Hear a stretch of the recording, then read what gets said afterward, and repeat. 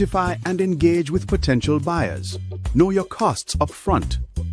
Trade confidently. And keep your exports safe and secure. Through Export Jamaica, you can discover all there is to know about exporting and grow your business sustainably. From the processing of your goods, to packaging and shipping, to seeing your products reach international shelves and enjoyed by customers abroad, Export Jamaica provides the market intelligence and insights behind each step, helping you identify demand, understand export pathways, and unlock financial growth. Say hello to a prosperous future.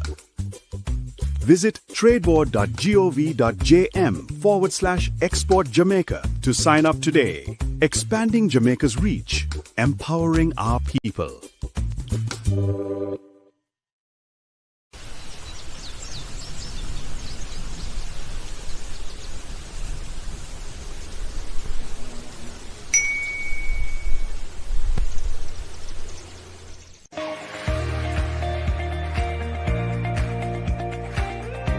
Coding and programming share the same language, so I got more interested because of programming. Because a couple of years ago I did wanted to do programming at VTDI.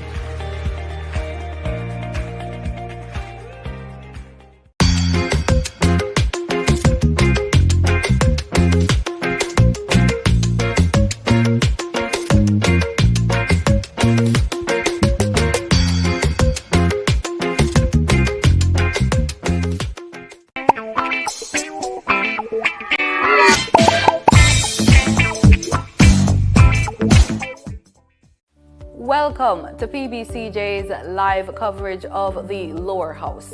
I'm Simone Absalom Gale. The session will start with prayers, followed by a roll call of those in attendance. This is usually followed by questions and answers to questions, statements by ministers, items under public business, and private members' motions. But before we begin, let's try a parliamentary trivia question. True or false? The national budget is a public record of the amount of money that the government intends to raise and spend for one fiscal year. Get the answer at the end of this introduction to the Lower House. On the agenda, Opposition Leader Mark Golding will be making his contribution to the budget debate. The government has proposed a national budget of approximately $1.44 trillion for the 2026-2027 fiscal year. $1.342 billion has been tagged in recurrent expenditure and $99.74 billion in capital expenditure. The National Housing Trust, NHT, is projected to account for a significant portion of capital expenditure, with plans to construct over 10,000 new housing solutions. The budget highlights significant allocations for social services, including a 44.3% increase in support for senior citizens and increased taxes of over $10 billion. The national budget is a public record that outlines the government's plans for raising income and spending money to provide essential services such as healthcare, welfare, and security to its citizens. It serves as the country's annual financial statement, detailing the government's financial priorities for the year. The budget is divided by ministry and presents a financial proposal for a single fiscal year running from April 1 to March 31 of the following year. It reflects how the government plans to allocate resources across various sectors and is a crucial tool for ensuring transparency and accountability in public finance. Government revenue is sourced from taxes on consumer goods, property, personal income, utilities such as electricity and water. Loans are also a funding source. If you're planning to attend a session at Gordon House, here are some rules to keep in mind. No visitor shall create any act of disorder within the precincts of the house. No visitor shall be admitted to the House without first obtaining an admission card from the office of the clerk. Visitors who remain within the precincts of the House during a suspension of the session are asked to keep silent. No photography, videography, or sketching of the proceedings is allowed unless so authorized by the presiding officer. There should be no smoking inside the parliamentary building. It's almost time to go to the main event, but before that, let's get the answer to the trivia question. We asked, true or false? The national budget is a public record of the amount of money that the government intends to raise and spend for one fiscal year. It's true, and as we said before, this year the national budget is estimated at $1.44 trillion. Now over to the proceedings. Peace begins with us. Every act of kindness, every step towards understanding brings us closer to a brighter tomorrow. Let's choose unity, compassion, and hope. Together, we can build a future where peace reigns. Brighter tomorrow starting today.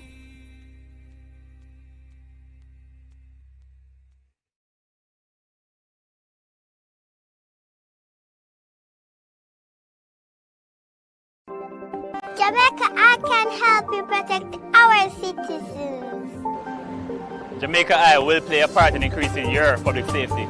Jamaica Eye is part of an island-wide network of camera surveillance systems designed to increase the safety of you, our citizens. If you have a camera system outside your home or office facing a public space, log on to jamaicaeye.gov.jm today. Jamaica Eye, we're all connected. The Ministry of National Security, creating a safer and prosperous Jamaica.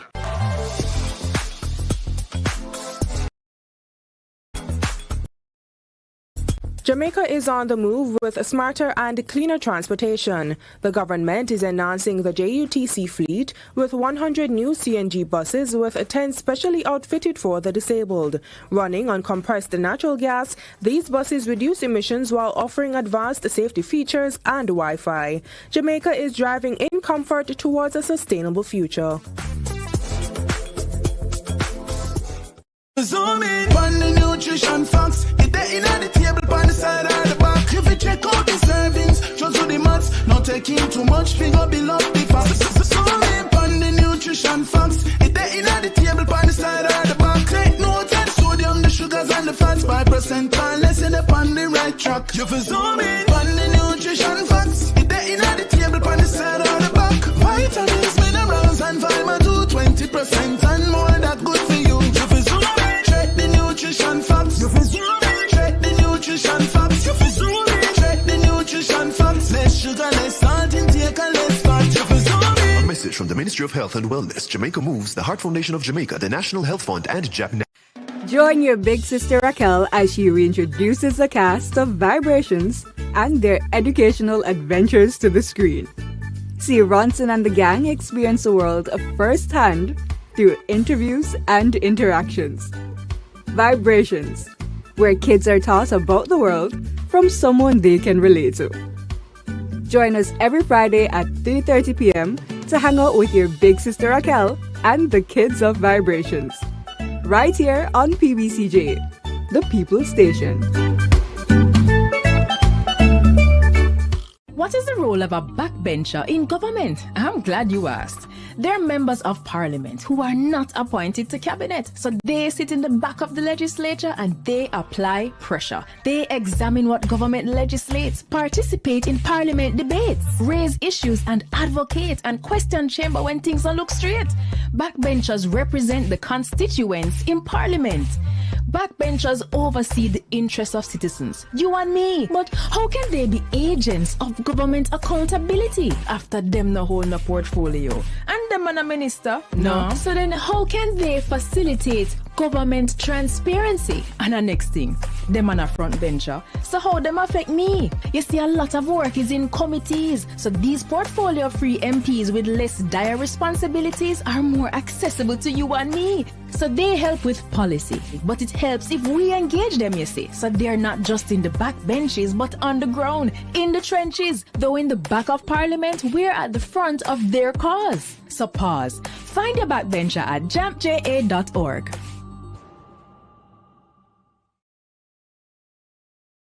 A new story is being written for all Jamaicans. The Ministry of Economic Growth and Job Creation is on a mission to transform lives.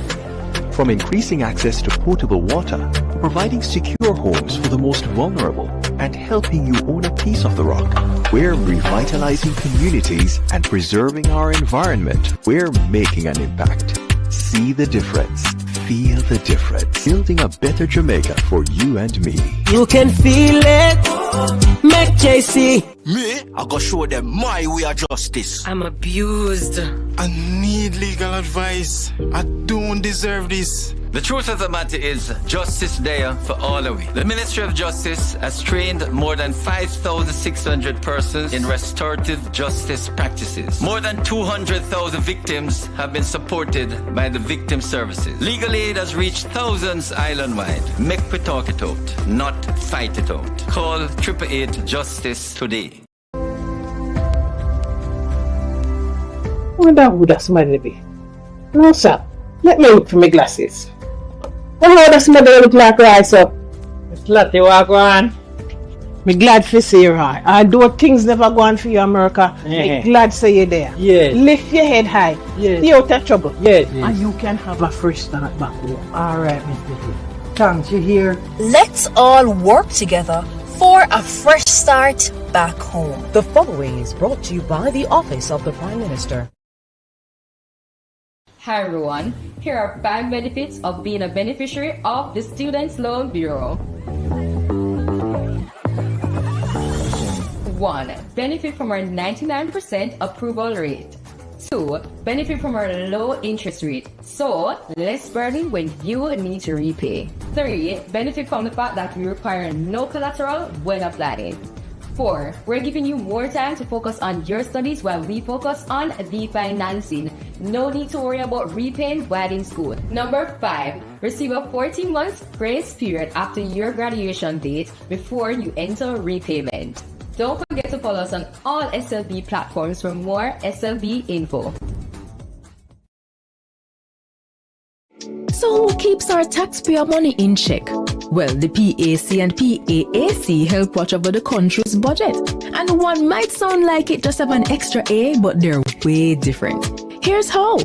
The PAAC and PAC are 2 committees that watch the money. The Public Accounts Committee reviews government projects after them close. They do a post-audit check to see what problems arose with the costs and call officials to explain decisions that cause budget mismanagement. And then they recommend corrective action. So the problem will happen from when, not happen again. But what about the money we are spending right now? The PAAC. That's how Public Administration and Appropriations Committee pretty much means your money will protect as it happen, we check. While projects go on, things are accurate. As government spend the nation's budget, PAAC reviews it. They examine proposals and summon officials to find problems before them don't use it. So the PAC and PAAC are 2 parliamentary committees that watch over the country's wallet to protect the budget and keep it in check. And you can get involved. Just visit jampja.org.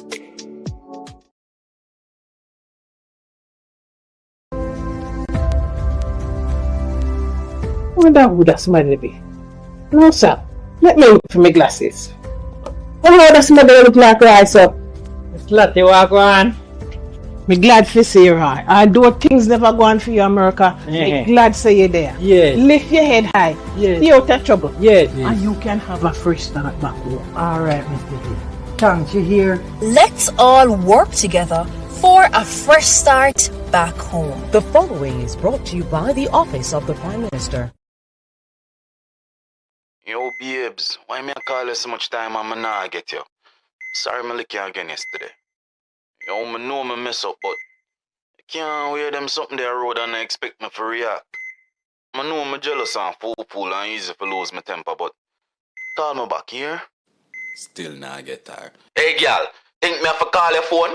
You know who you are deal with? You think I want to lick me again next time? Eh? It doesn't have to be this way. You can leave an abusive relationship. Just call 876-553-0372. We will help you.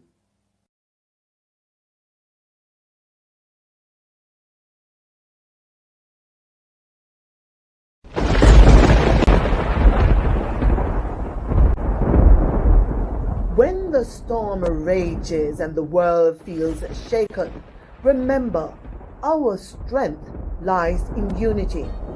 It's in coming together, sharing hope, and standing shoulder to shoulder that we find resilience. Every act of kindness, every word of encouragement builds a brighter tomorrow. We are stronger as one. Our courage, compassion, and hope will light the way forward. Together we rise. Together we rebuild, because hope is never lost when we stand united, because we are stronger together.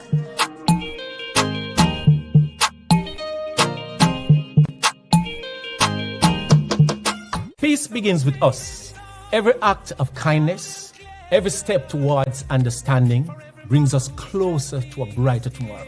Let's choose unity, compassion, and hope. Together, we can build a future where peace reigns. Brighter tomorrow starting today.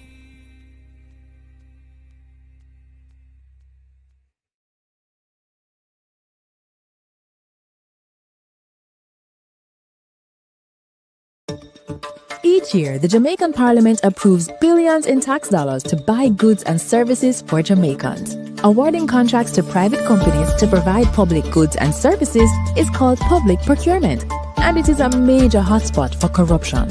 Can citizens spot the red flags in public procurement and help the government protect our taxes? Yes, they can. And here are 6 to watch for. Direct contracting. When contracts are frequently awarded to one supplier without other companies competing to offer a better price and quality, we usually end up paying more and getting less. Contract splintering. Big projects need big money and higher level approvals. But if the contract is cut up into smaller ones, it won't need external approval from offices like the Public Procurement Commission or Cabinet. This makes it easier for contracts to avoid additional scrutiny. Timing of advertisements. Contracts advertised during distracting periods like the holidays can result in less competition and a really strong advantage for the favored company. Like Christmas time, work slows down and companies are less attentive to business opportunities. Emergency contracting. Claiming emergencies allows officials to legally bypass normal procurement rules, making it easier to award contracts to favored companies. Contract timing. Contracts awarded just before or after election can be payback for campaign support and not based on what Jamaicans really need. Collusion. And what if penalties are not enforced when work is poorly done?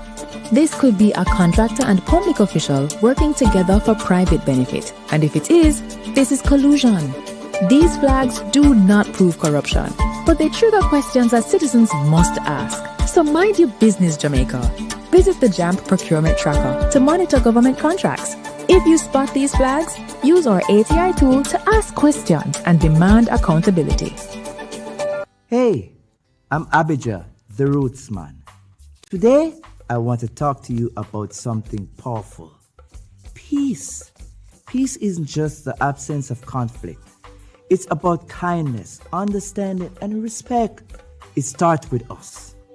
Every choice we make can build bridges or burn them. Let's choose peace in our words, our action, and our hearts. Peace begins with you. Together, we can create a brighter and safer future for everyone. Join me. Let's be that change we want to see.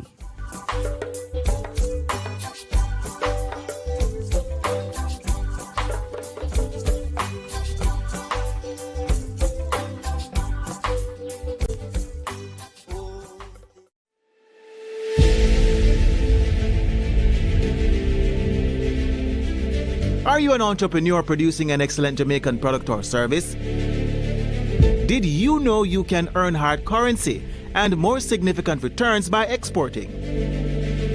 Contact the Ministry of Industry, Investment and Commerce to help propel your business along the export lane. Everything you can produce, the Jamaicans overseas want it. We're not going to get rich by just bringing down the debt. We're going to get rich by exporting a lot more. So grow exports, create job opportunities, drive economic growth through exports to make Jamaica a richer and much more prosperous country.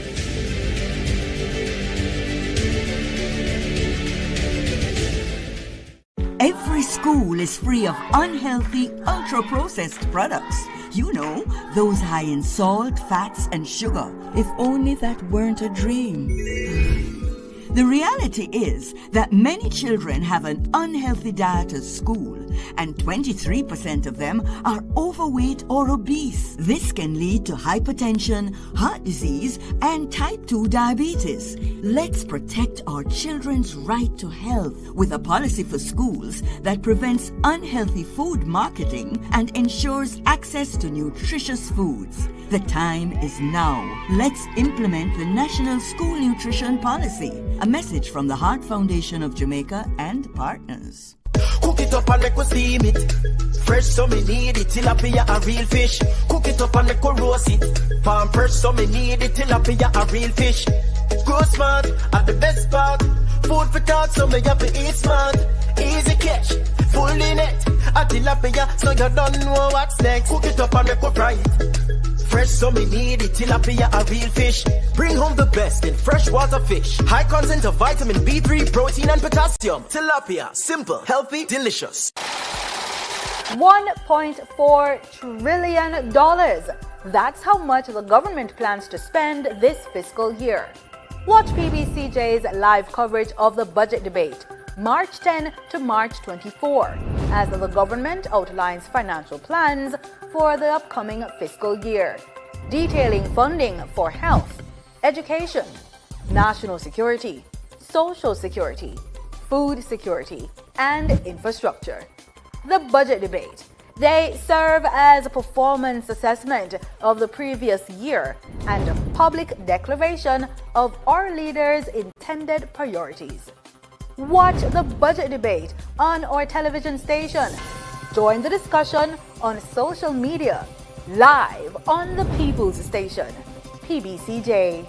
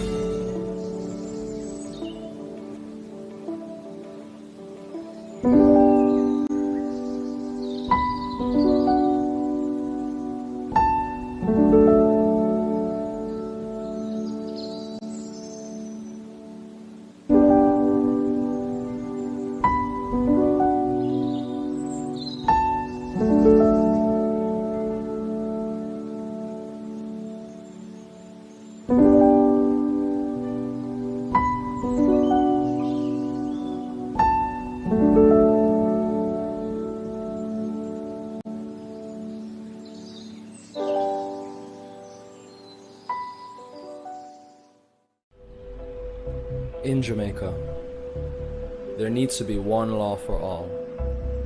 Every member of this society, regardless of profession, finances, or the area you live in. I have some bad news. The company didn't get the contract? The money they paid us for it has gotten out. Are you serious? I'm afraid so, and I understand that there are going to be corruption charges. Minister, please come with us, sir. Breaking news. A senior politician and senior civil servant have been charged for corruption. Thank God not all of them stay, sir. Build integrity. One law for all. A message from NIA. Join the People's Station for the 4-part docuseries Building a Better Public Sector. Premiering Sunday, March 8 at 1 p.m. with a rebroadcast on Mondays at 9 p.m. Presented by the Transformation Implementation Unit. We want a peace for Jamaica. Yeah, yeah. We have to be our brother's keeper. Yeah, yeah. Jamaica live good, yeah. I make we enjoy life. Want we feel safe at night. Jamaica live good. I better you and I. No say we future bright. Jamaica live good. Come together as one. I make the violence the world. A new story is being written for all Jamaicans. The Ministry of Economic Growth and Job Creation is on a mission to transform lives. From increasing access to potable water, to providing secure homes for the most vulnerable, and helping you own a piece of the rock. We're revitalizing communities and preserving our environment. We're making an impact. See the difference. Feel the difference. Building a better Jamaica for you and me. You can feel it. Make JC. Motorists, as Minister of Justice, I appeal to you. Obey the road code. Pay your ticket on time. And only...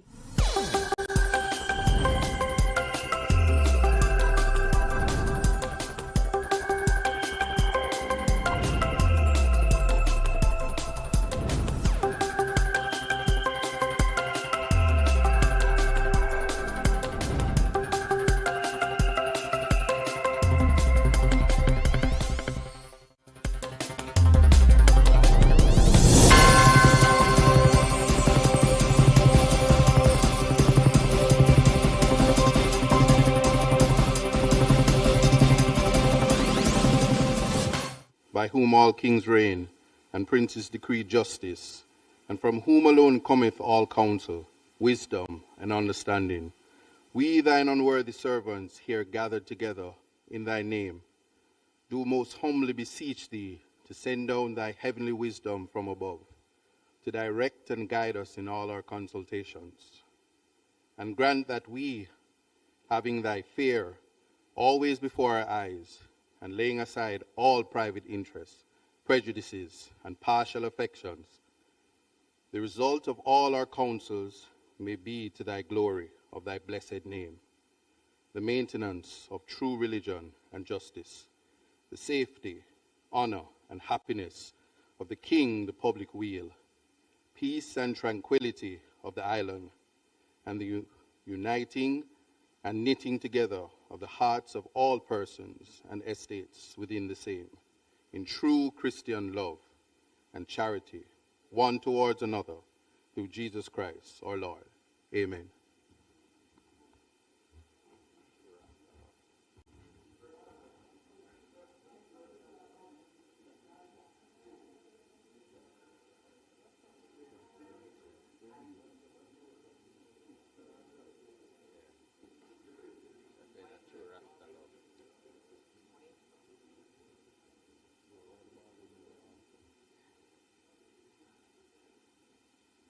You may be seated.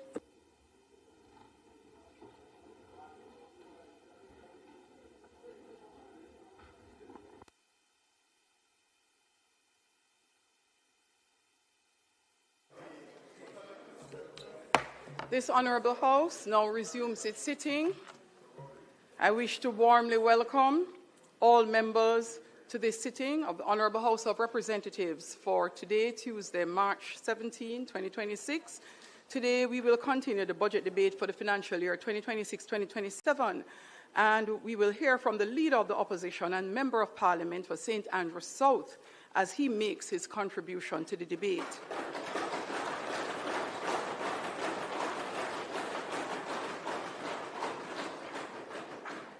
It is always expected that members will maintain the standards of this Honourable House, and those seated in the gallery as well, members in respect of the standing orders as well as practice and procedures previously established. I would like to extend a special welcome to Mrs. Sandra Golding and members of the Golding family.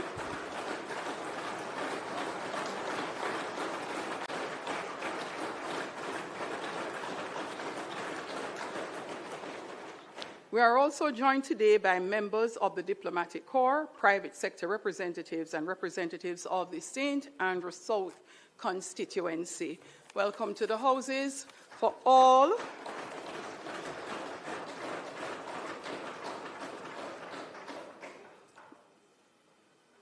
those who are here with us in the gallery and those who are joining us online or via various media broadcasts, PBCJ Live continues to stream, and I am sure all will be listening in today.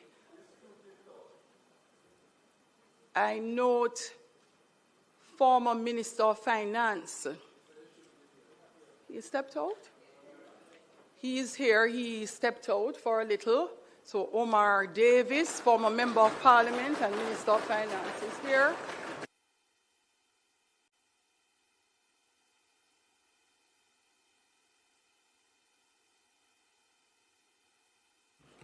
I don't know. I think that former Member of Parliament, Morris Guy, just loves to come here to see me.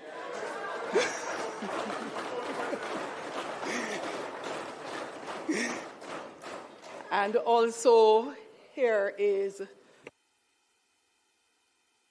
Keisha Anderson. Keisha is a senator currently sitting in the House of Parliament. Honourable Senator, welcome. So just a short housekeeping point. Just had a conversation with the Integrity Commission. This relates to all senators, all members of the House, and for those who may have sat in the last election as councillors in the by-election. We had attempted to explain this before. Members, you are not required to submit any returns to the Integrity Commission as at 31st December 2025, which would normally have been due on the 31st of March 2026. The reason is the submissions we made as at September stands as the submission, and those will last us until March of 2027, when we will submit for 31st December 2026. So for those persons who have started to send their declarations to the Integrity Commission, they will be returned to you. And for those who have not yet done so, please do not. I will ask the clerk to send a note out, as well as a reminder to members of the House and the Senate. However, members, please be aware that at any time the Integrity Commission can request information from you. So persons' personal situation may be different. You may be involved in companies where the information may not have been available as at September, but is available for December, and therefore you would need to give those updates when they come to your attention. Members, I hope you enjoy today's sitting, and I hope, even with the noise, all heard as it relates to the Integrity Commission what is required of you. Clerk, call of the roll. Mr. Clark, Mr. Green, Dr. Holness, Dr. Chang, Mrs. Williams, Mr. Bartlett, Ms. Grange, Dr. Tufton, Mr. Mackenzie, Mr. Montague, Mr. Vaz, Mr. Chuck, Mr. Charles Jr., Mr. Morgan, Ambassador Marks, Mr. Samuda, Dr. Wheatley,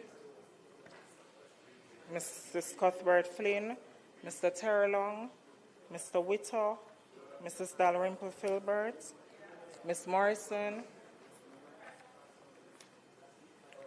Miss Lee, Mr. Donovan Williams, Mr. Main, Miss Crawford, Mr. Delroy Williams, Miss Hamilton, Mr. Sivrite, Mr. Azan, Mr. Brown, Dr. Brown Burke, Mr. Buchanan, Mr. Bunting, Miss Burchell, Dr. Campbell, Mr. Cousins, Mr. Crawford, Miss Daly, Dr. Dawes, Mr. Golding, Mr. Gordon, Mr. Hales, Mr. Hines, Mr. Jackson, Miss Jess, Mrs. Malahoo Fort,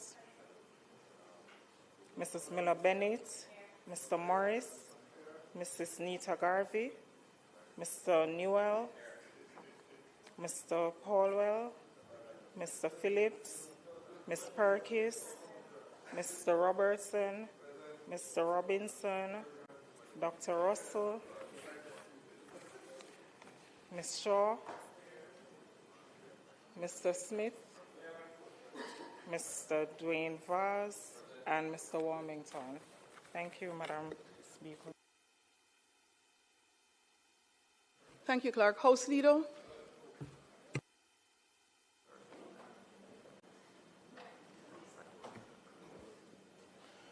Madam Speaker, we could just go through the agenda to public business.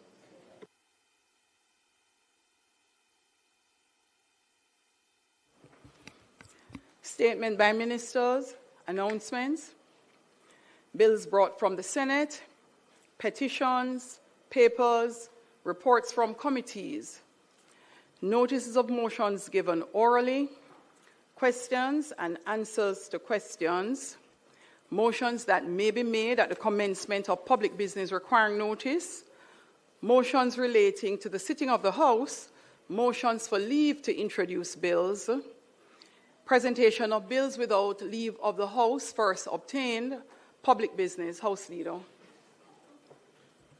Thank you, Madam Speaker. Let me join in welcoming the family of the Leader of the Opposition, Mrs. Sandra Golden, and the children of the Leader to the House, and also former Member of Parliament and former Minister of Finance, Omar Davis, and Member Guy is here, Senator Keisha. I also see Donna Scott Motley, former Senator. Good to have you here with us. And other members of the diplomatic corps that may have joined us. Today we will continue the budget debate with the contribution from Mr. Mark Golden, Leader of the Opposition. I ask that he be allowed to speak until the completion of his presentation so that the time be suspended. Those in favor? Aye. Those against? Ayes have it.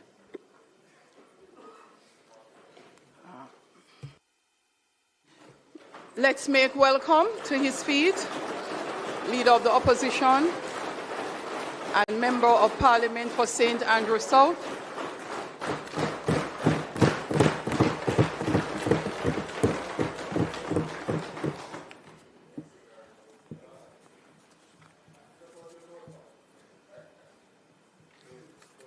Thank you, Madam Speaker.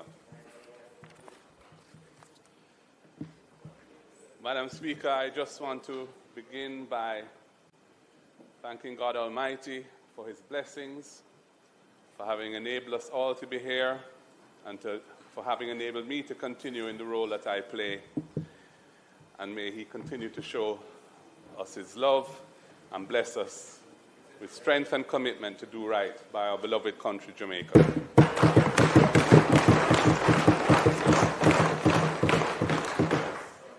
I want to also thank my dear wife, Sandra, who is here, for being here.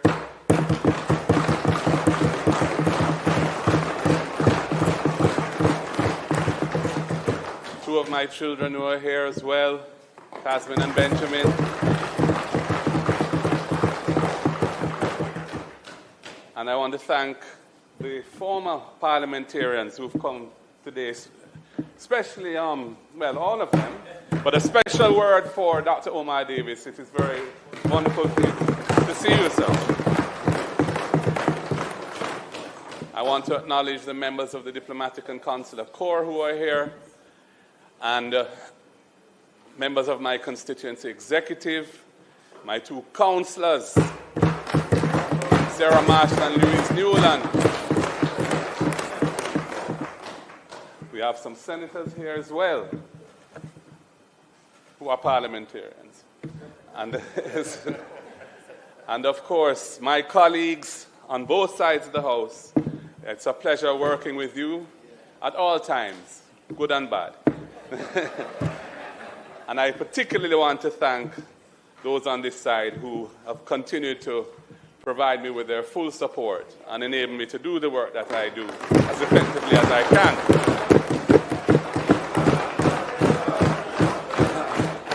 I want to thank the staff of Parliament for the role they play in enabling us to serve as elected and appointed representatives.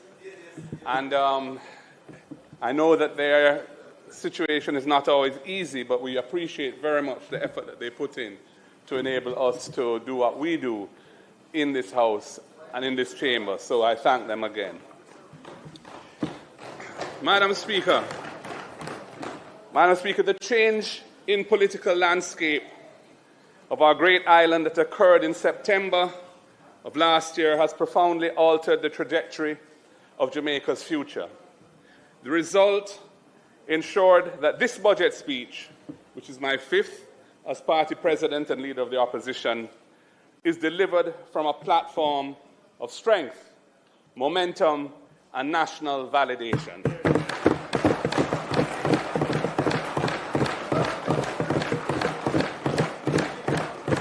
The doubling of the People's National Party's seat count is living, breathing proof that our national movement is once again firmly on a path to assuming the responsibilities of government. The work put in since 2020 has borne bountiful fruit and reset deep roots in all corners of Jamaica. It is now surely a matter of when, not if.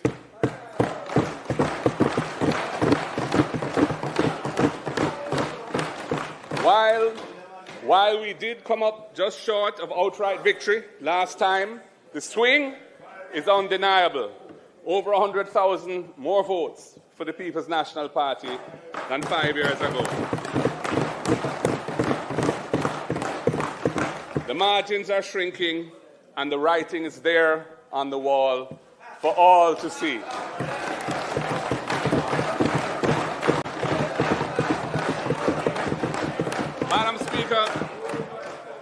Madam Speaker, the 2025 general election ushered in a new generation of parliamentarians, along with several who had suffered temporary setbacks in the COVID election of 2020. We have dynamic, energized, and eager new faces to deliver, these voices ranging from the Grill in the West to the eastern tip of Portland, and they have connected with voters and empathized with their needs, their goals, and their dreams. Unlike so many of the debutants seen in this House after the 2020 COVID election, they are very much here to stay.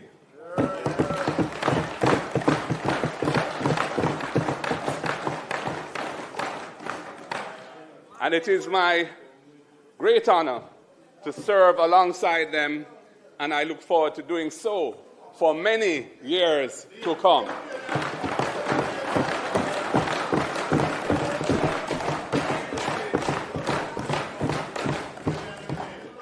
The combination, Madam Speaker, the combination of these youthful, ambitious souls with the experienced and slightly more grey hands of the previous generation, including myself and my fellow long-term PNP stalwarts, has created a parliamentary team for the times that we are living in, ready to hold this government to maximum accountability and to guide the direction that this House flows in, even from these opposition benches. I want to make special mention of the late Dr. Linvale Bloomfield from Eastern Portland and the late Dr. Winston Green from Southeast St. Mary, both of whom passed away while serving in this House during a previous term. Dr. Bloomfield having been murdered and no one having been brought to justice for his murder to date. The by-elections that occurred after their untimely passings resulted in Green victories. But in 2025, Isaac Buchanan and Chris Brown, in two famous victories, took back what was lost. We dedicate those victories to those two fallen servants of Jamaica. Madam Speaker, the events that took place in September 2025 can be analysed from two competing perspectives. On one side, the people of Jamaica heard our proposals for progressive governance of integrity that is accessible to all Jamaicans, and it resonated with them. The people heard our plans to build a society from the base upwards rather than from the top-down approach, and it resonated with them.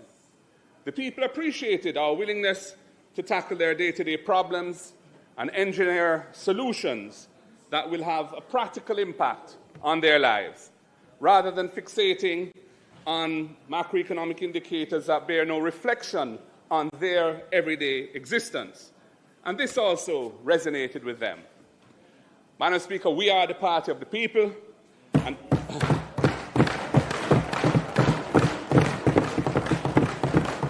the people saw our eyes firmly locked on the future. They saw the government looking out for themselves and their interests, and contrasted that with the solution-oriented approach from the party of the rising sun. And while we came up just short, and only a few members on that side know the truth as to why, the writing, as I've said, is very much on the wall. Madam Speaker, gone are the days of intensely partisan, quasi-authoritarian governance that held sway when the opposition only held 14 seats. Gone are the days of arrogant sneers from the government benches when certain politically aligned media houses flood the airwaves with misinformation about disunity on this side. Well, they are now solid like a rock.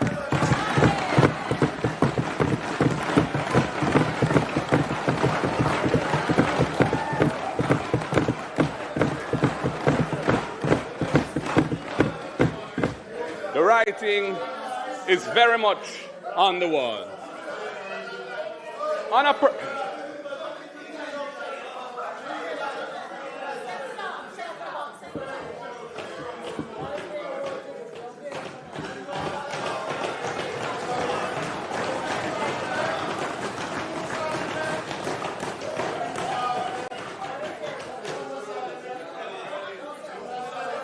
Glad you made it. On a personal note, Madam Speaker, the last 5 years have been some of the most invigorating and fulfilling of my 60 years on this earth. It has been a great honor to fight for the rights and defend the interests of each and every Jamaican from each and every background, including, as I've said, the additional 100,000 voters who came on board with us last September. We will not let you down.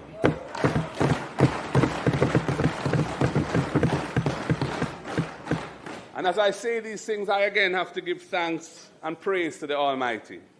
He is my strength and my Redeemer, from whom all blessings flow. I pray that I will always do right by Him and strive to live according to His holy word. Madam Speaker, the joys of serving the people in confronting the difficult challenges faced by our beloved nation, the thrill of competing for the highest office in this land, the honorable sparring with my formidable rivals, whose day must come to come over here, continue to blaze the fire inside me. And now, with this powerful, massive of talent and commitment beside me, I very much look forward to finishing God's mission that we started in 2020 and living up to the legacy of my illustrious predecessors on whose shoulders we all stand.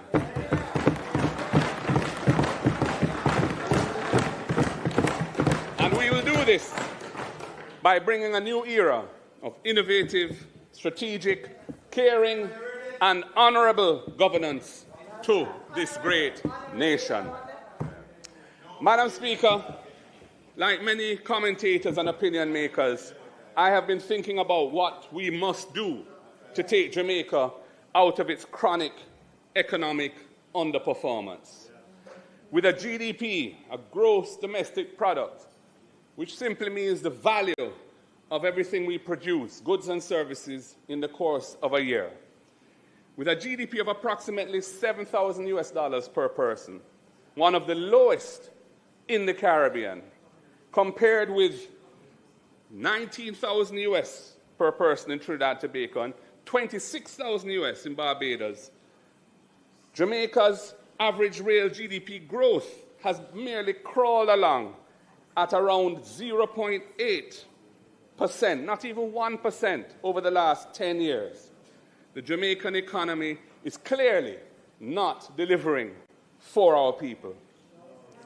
Economic underperformance narrows fiscal space, so that despite the relative low debt-to-GDP ratio in the range somewhere in the 60s now, 60% range, that Jamaica has achieved with immense sacrifice of our people over the past 14 years, we are still only able to deliver budgets with central government capital expenditure of 2 to 3% of GDP, a substantial portion of which, sometimes over a third, remaining unspent at the end of successive fiscal years due to various inefficiencies.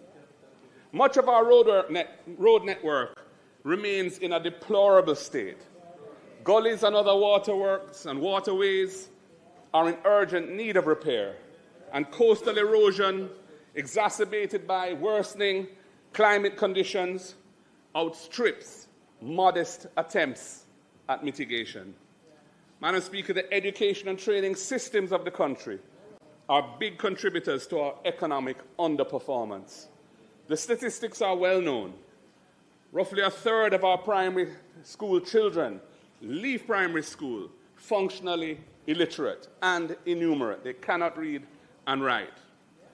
A problem which, of course, feeds into the secondary system, where less than 20% of our students achieve the basic requirements of 5 CSEC subjects, including Maths and English. Only approximately 16% of Jamaicans end up with any tertiary qualification. Our workforce suffers from inadequate training and apprenticeship opportunities, so that over 60% of our workforce has no form of skill certification at all. HEART has been so badly mismanaged, despite its bespoke source of income from mandatory employer contributions. It made an accumulated operating deficit, an operating loss of $5.5 billion over the past 2 fiscal years. Remarkable and shameful. Foreign direct investment has fallen to a third of where it was in 2015 when we were there. Investors will not invest capital which will fail to generate competitive returns because the conditions for production are suboptimal and inefficient.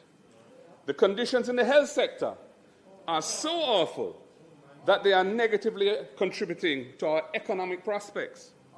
Many Jamaicans overseas who would otherwise wish to return home to build Jamaica and who have the means to make a substantial contribution to nation building are unwilling to do so because of the repeated horror stories about the conditions and standards of care in our public health institutions. It is an issue which we cannot run from. Patients routinely have to sleep in corridors, in wheelchairs, on benches, or other makeshift arrangements because there are no available beds for them to be admitted. Free health care remains a fallacy because diagnostic tests, many medications, surgical implants, etc., are available only at a cost that is out of reach of most Jamaicans. Our doctors and nurses in the public health system are stretched so thin that it adversely affects their morale and patient care. Madam Speaker, Jamaica continues to fall behind as we wallow in our low-tech, low-wage, and low-growth economy. Two of the industries that employ most of our people, global services and tourism, global services being what many people call BPO, are vulnerable to existential threats to their viability like artificial intelligence and climate and geopolitical shocks that periodically cause major downturns.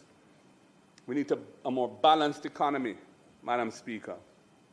Our economic underperformance contributes to the high levels of migration, one of the highest rates of brain drain, the migration of our trained professionals in the world, the hollowing out of the middle class in this country, many of whom live from paycheck to paycheck like the working poor, despite their tertiary degrees and other qualifications, and the high levels of school absenteeism, teenage pregnancy, gender-based violence, and other social ills.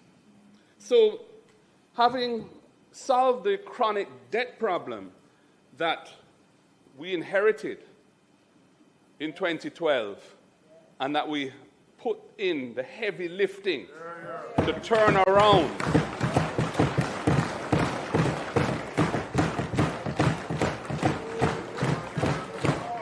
and I pause because I have to acknowledge the work that was done in the last PNP administration under the leadership of Portia Simpson Miller, most honorable, and Dr. Peter David Phillips as finance minister. Jamaica was heading off the cliff under the previous JLP government. We were unable to even sit the IMF tests, much less pass them. Our name was mud in the international financial community. It took us a year once we came back to office to persuade the financial community that we could be trusted with a new program. And we delivered on that program for Jamaica, and Jamaica's borne fruits from the work we did.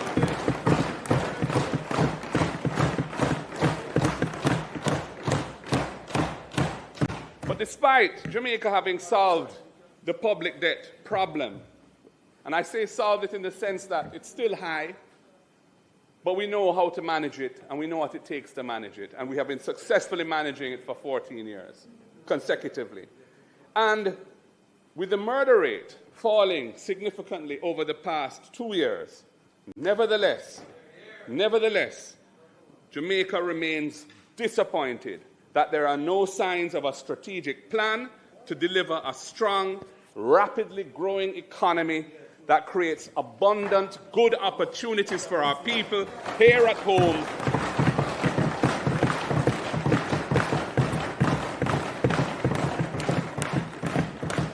and attracts the return of Jamaican talent residing abroad. So, Madam Speaker, how do we lift ourselves out of this chronic economic lethargy? At the core of the solution is integrity. Honesty in what we say and do is the foundation of trust and confidence. A commitment to accountability and being transparent in how we govern and what we do in the name of the people as the servants of the people. We must strengthen, not weaken or undermine, the national institutions that were established to promote these principles. And we must hold perpetrators accountable for corruption. And of course, I speak of institutions like the Integrity Commission, which I had a foundational role in designing and bringing to Parliament as Minister of Justice, and the Financial Investigations Division.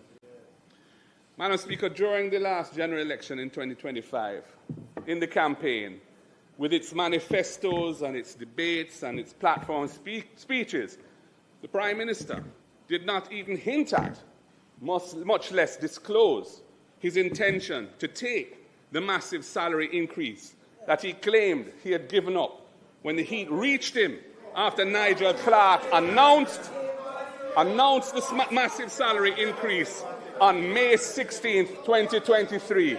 Not a peep out of him in the election campaign.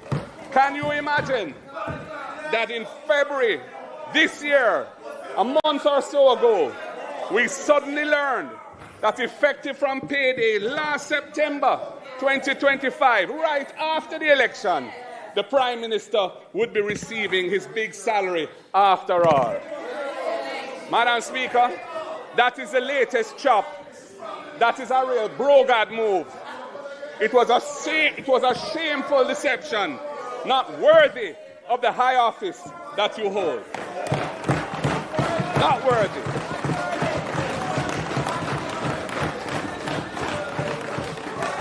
Madam Speaker, as leaders,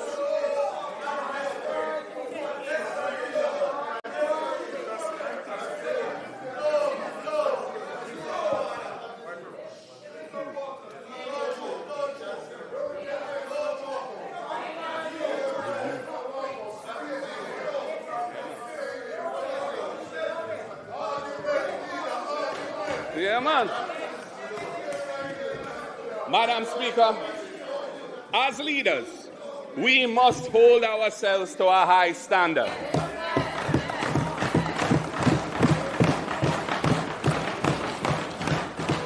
And we should be quick to do the right thing by leaving the scene when transgressions come to light which are not compatible with clean and honest government in Jamaica today. Unfortunately, the reverse all too often prevails. Impunity rules the roost as persons in positions of responsibility become serial transgressors. And it doesn't seem to matter because nothing happens to hold them to account. Madam Speaker, we cannot build our nation that way.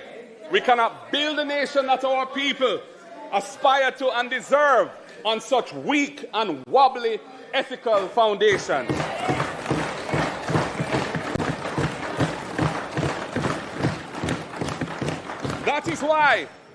That is why we on this side have signed the Leadership Code of Conduct produced by the Integrity Commission.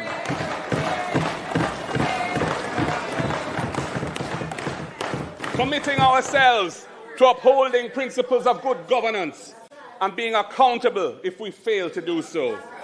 You should be further strengthening the anti-corruption arsenal by introducing the important tool of unexplained wealth orders to further reinforce the tools available to law enforcement now for recovering illegally obtained income and wealth.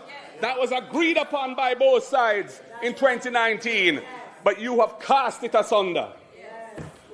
Why have you abandoned the procedures of impeachment of parliamentarians and other holders of high office that former JLP Prime Minister Bruce Golding tabled in this House in 2011 and I updated by tabling a private member's bill in 2021?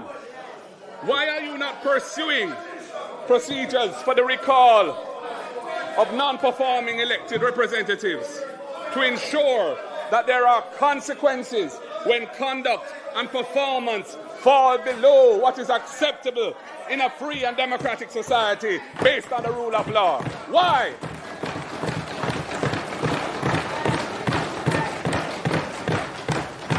We remain committed to these reforms that enhance accountability and good governance. I ask again, why have you not joined in our call for strong public education to promote wholesome values and attitudes based on love and respect for our fellow citizens, and playing by the rules or changing those rules if they're not fit for purpose? Why have you not joined with that? In my budget debate presentation last year, I stated a critical dimension which concerns many people a great deal and which I feel compelled to address is what may be referred to as the moral decay of the social fabric of our country. It is manifested in a lack of respect and care in how we treat each other, the callousness of the behavior we see around us every day, and the corruption that has taken over the affairs of the nation. Indeed, it has everything to do with the values we uphold, which uphold our society and our attitudes to life and to each other in our society. That is what I said then. Former Prime Minister Percival James Patterson tried with a values and attitudes program. Sadly, it was sacrificed on the altar of partisan politics. And I think former Prime Minister Bruce Golding has acknowledged his regret about that. I remain committed to pursuing a national effort for a non-political movement that embraces principles and practices for the spiritual, moral, and ethical upliftment of Jamaica. I am committed to that. Politicians should not seek to lead that movement, as experience has taught us that the approach of politicians leading it would likely mean it doesn't get off the ground. But it must be supported, it must be facilitated, and it must be championed by the government of the day. And you are failing to do so. As I said last year, Madam Speaker, our vision is that this movement will be led by spiritual and civic leaders who have the reputation, credibility, commitment, and desire to do so. Collectively, we must raise the bar as champions of change and restore the social fabric of this country.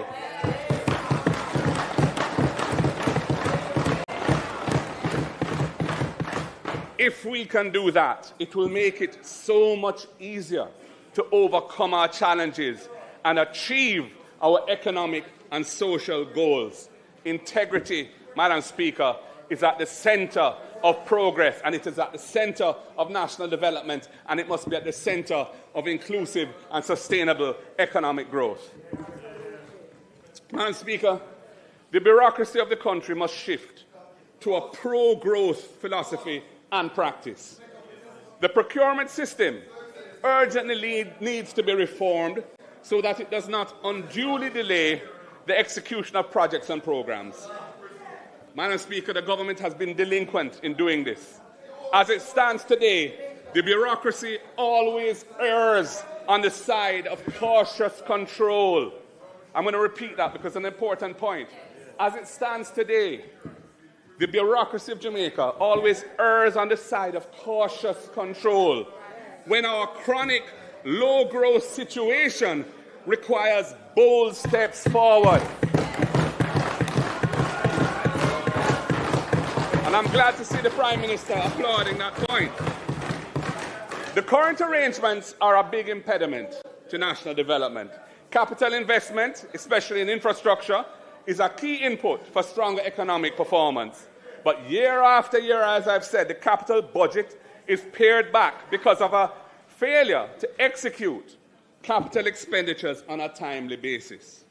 In the current fiscal year, 25-26, now ending, for example, the original budget was for $62.6 billion of capital expenditure, but that has been revised down in supplementary estimates to $55.4 billion. And in the prior fiscal year, 24-25, the original budget was for $80 billion of capital expenditure, and that ended up being $62 billion. In the fiscal policy paper, slower than anticipated project execution is given as the main cause of this underperformance. Slower than anticipated project execution. We are not sufficiently focused on tackling these inefficiencies. The sloth is reflected in our legislative process, Madam Speaker. Laws of strategic importance that require urgent amendment or passage remain on the books for years without the problem being addressed. And there are many examples of this, and I'm going to mention 5. The amendment to the companies legislation to facilitate the migration to Jamaica of companies incorporated abroad. A bill was tabled by this government, I think 3 or 4 years ago, that would have done that. Not a word since. Secondly, the amendments to the 2022 firearms legislation to address the impact that it's having on the backlog in the criminal justice system. It needs to be fixed because it is causing big problems in the criminal justice system. Thirdly, the new Customs Act that entered Parliament over 5 years ago still hasn't made it into law. We're talking about the logistics, we're talking about trade, we're talking about the impetus for economic growth and development, and we can't get these critical laws passed in a timely fashion. Fourthly, the amendments to laws governing teenage promiscuity, which are throwing hundreds of adolescents before the courts each year, despite the 2018 reform recommendations of the Joint Select Committee, which I was on and some of you were on, which reviewed these laws. These should be fixed urgently. And fifthly, the legislation to establish the National Reconstruction and Resilience Authority, NARA, the vehicle announced last year to drive post-Melissa reconstruction, but remains currently a mere department within the Office of the Prime Minister, with no legislative framework, no statutory powers to enable it to pierce through the knotty bureaucracy and drive rapid transformation reconstruction. Madam Speaker, this legislative inefficiency negatively impacts our economy and our society.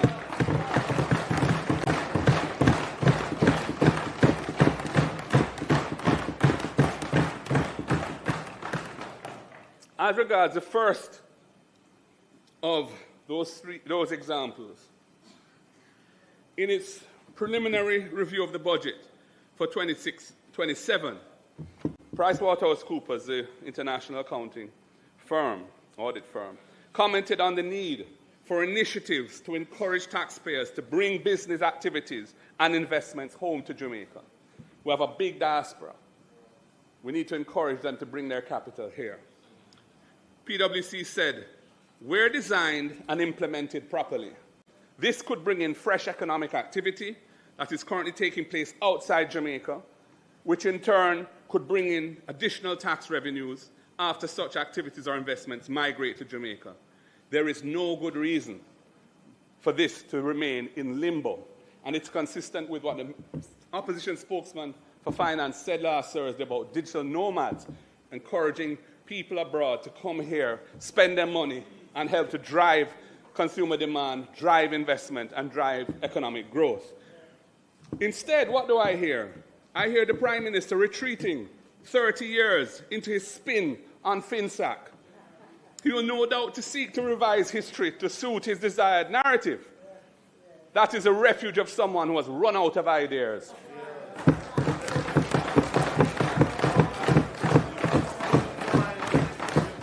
And Madam Speaker, he should have delivered the report that his government wasted over $150 million on and never delivered about that story of FinSat. That report has never been delivered. Madam Speaker, the Prime Minister's narrative cannot help Jamaica move forward in this perilous time.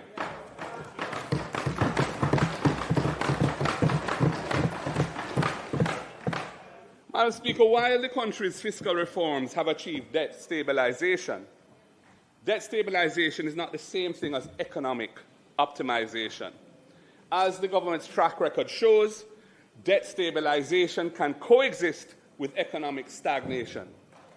The government's February 2026 fiscal policy paper projects that the economy will suffer a severe contraction, negative growth.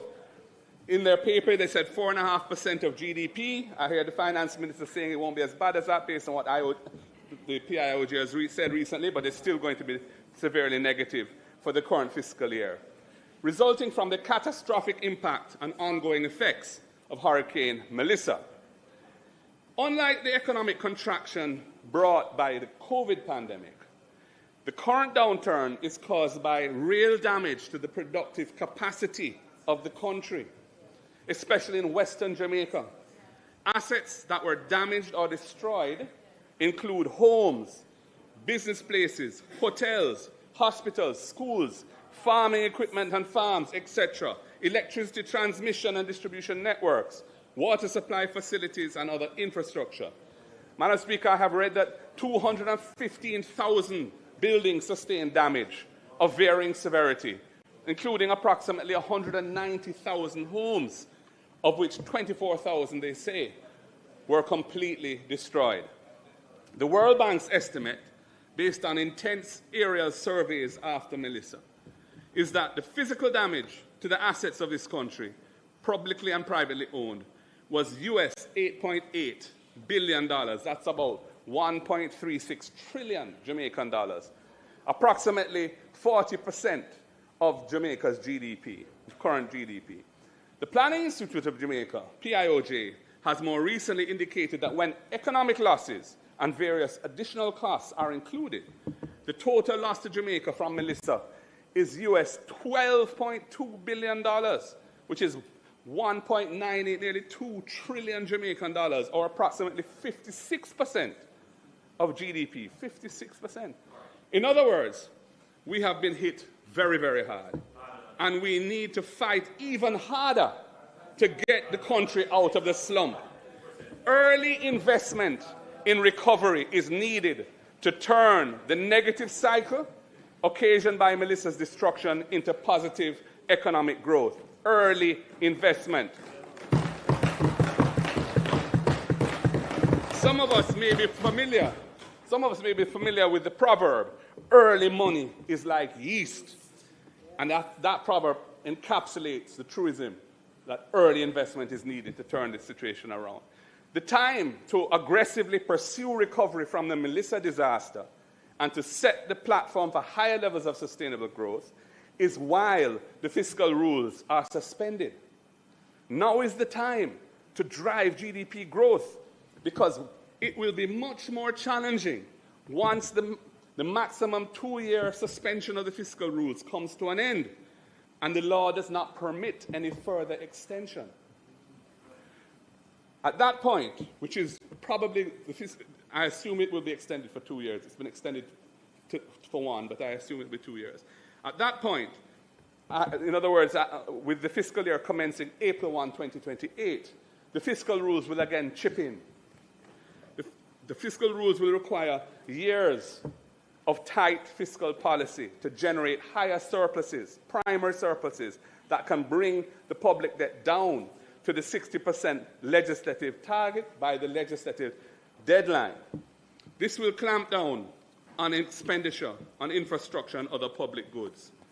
Having stripped the cupboard bare with the sell-off of the Norman Mann International Airport and the Sangston International Airport's future revenues, no major forward sale of assets is planned that can provide additional fiscal space at that time.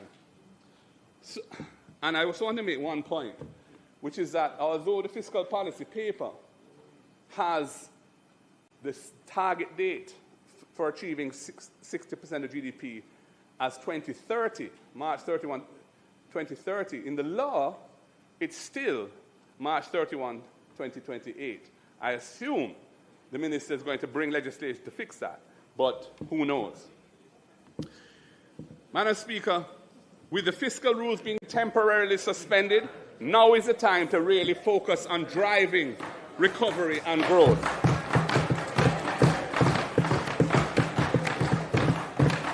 However, that is not the strategy that the government is pursuing. The government's housing repair program, roofs, of $10 billion Jamaican for the current fiscal year, 25-26, is less than 1/3 of 1% of GDP. Less than 1/3 of 1% of GDP. The PIOJ says the damage to Jamaica is 56% of GDP. A $500,000 grant, Jamaican, to households rendered homeless by the storm, it is welcome, but it's also clearly inadequate to rebuild homes. The same is true for the households that suffered major damage and are receiving $200,000 grants towards their repairs, and the $75,000 grants for those who suffered relatively minor damage. All of that money is welcome, no doubt, and we're glad for those who are getting it. But clearly it is insufficient to repair the major damage to the housing stock in Western Jamaica in particular. These grants are limited to those households that have been assessed by the Ministry of Labour and Social Security, and the numbers suggest that it will not cover 100% of those who suffered total loss or major damage. Many have not been assessed.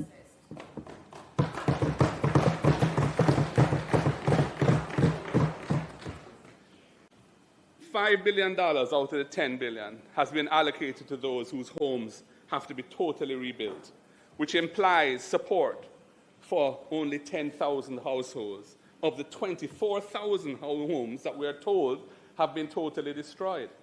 I'll say it again. Half of the $10 billion is for those who have suffered major damage or total loss. Sorry, half of it, $5 billion is for those who have suffered total loss. That can only support 10,000 households being rebuilt. We are told that 24,000 households were totally destroyed. Clearly, not even half. Similarly, with $4 billion allocated to those needing major repairs and $1 billion allocated to those needing less extensive repairs, this implies support for only 33,333 households out of 166,000 households who are estimated to have suffered damage needing repairs across both of those two categories. Madam Speaker, the upshot is that there is a real need for much more extensive investment in restoring decent, habitable shelter to Jamaicans who suffered housing damage in the hurricane.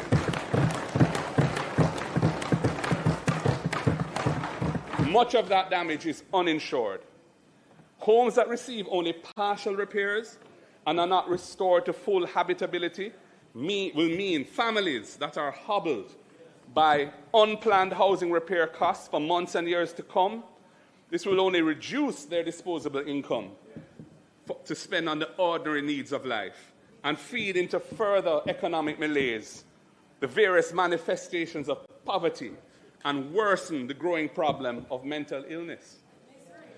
The ROOFs program also appears to ignore the element of resilience in its design, merely handing out grants of amounts which are manifestly insufficient to cover the cost of adequate repairs, guarantees that households resort to the least cost approaches to effecting those repairs because the money is enough, so they have to make it stretch. This is clearly short-sighted, Madam Speaker, as Jamaicans should be using construction materials and techniques that will make their homes more resilient to future climate disasters than they were before.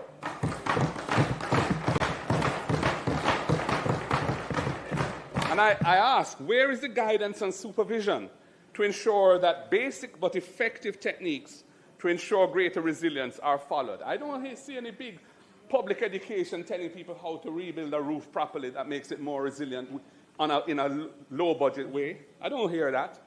Where is the monitoring to ensure the use of bolts rather than nails and straps and other relatively low-cost construction inputs to provide greater resilience to hurricane winds and rain?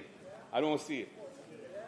That was 25-26, Madam Speaker. What are we to expect from the budget for the coming 26-27 fiscal year? Well, despite the massive hit to our economy and the growing despair and anger that many thousands of Jamaicans feel who really need help, the budget for the coming year allocates a contingency of $30 billion Jamaican for capital expenditure on recovery from Hurricane Melissa. 30 billion Jamaican dollars. That is less than 1% of GDP. The country suffered 56% of GDP loss, including 40% of physical asset loss. And the allocation for capital expenditure for Hurricane Melissa recovery in the coming fiscal year is less than 1% of GDP. The budget also brings a tax package of $18 billion at a time when the economy is reeling from Melissa and the war in the Middle East is threatening to drive up the cost of living. This is not a budget to drive economic recovery. And, Madam Speaker, when you look at the fiscal policy paper that the government tabled in February last month, it projects negative real GDP growth of 0.5% negative of GDP for the coming fiscal year, 2026-27. And this is not surprising, as the tax package will reduce disposable incomes and further constrain consumer demand. And I have a bit more to say on some of those measures shortly. This aspect of the budget will therefore be pro-cyclical in its effect. What does that mean? It will suppress consumer demand and reinforce the downward spiral of the economy rather than pushing against the downward spiral to turn it into a virtuous circle. It is pro-cyclical instead of counter-cyclical when the cycle is heading in the wrong direction. This could not come at a worse time because the war in the Middle East is driving up oil and gas prices. And it's not just oil and gas prices. It is going to include fertilizers, it's going to include plastics that are used in manufacturing, and so many other things, because in that area, the Persian Gulf, natural gas production is being shut down, oil and gas can't escape, and it is part of the whole supply chain for the food production of the world and the manufacturing production of the world. Petrochemicals are a critical ingredient in fertilizers and in pharmaceutical drugs and so many other things. So we're really looking at a dread situation. The combination of the post-Melissa hardship, the Middle East war, and the government's tax package is a toxic cocktail. Toxic. It will be bitter medicine to the Jamaican people. And Prime Minister, you need to tell the people when you speak on Thursday what your plans are for protecting the society from the impact of this Middle East war, especially those who are still struggling to get their lives back together after Melissa. That's what the people want to hear from you, not Vincent. If you want to talk about Vincent, bring the report. Bring the report and let us debate Vincent. Bring the report.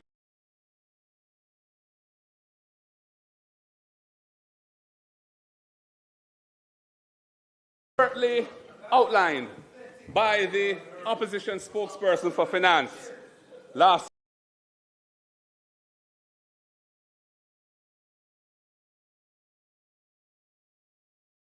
forced into continuing to extract funds from the National Housing Trust. There are other options and a better way forward is possible.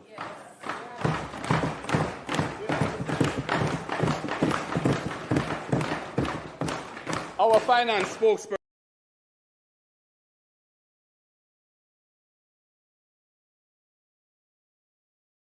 rather than unimaginative bookkeeping solutions, the government could have avoided imposing 29.4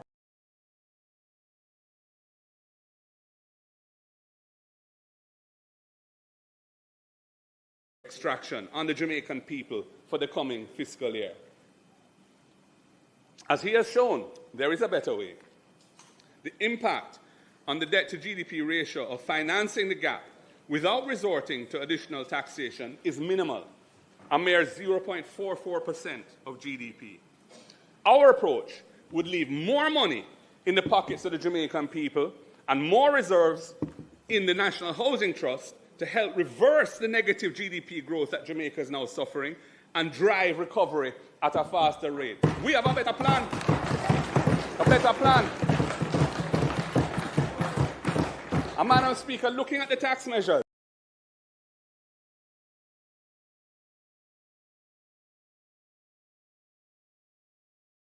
sweetened beverages, and will mainly come out of the pockets of low-income households. Similarly, 3.6 billion Jamaican dollars is increasing as an increase in the Environmental Protection Levy, the EPL, which will be borne by consumers again when manufacturers and importers pass on those costs to consumers. Jamaicans are already facing hard times with a cost of living crisis after the Melissa disaster. It's going to be made even worse by this tax package that the government is imposing on the people.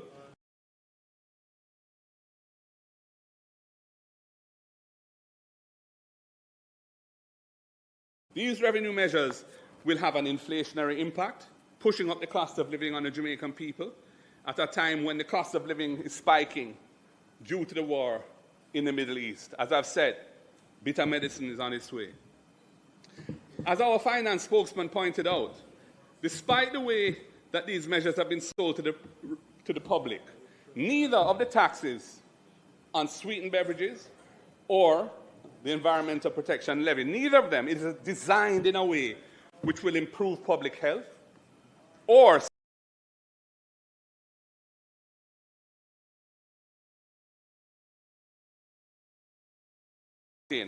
not on the amount of sugar in the liquid.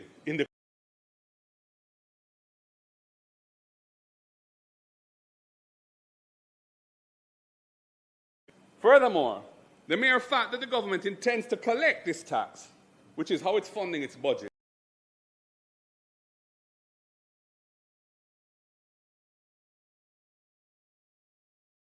and they're not seeking to reduce consumption. And I wanted to show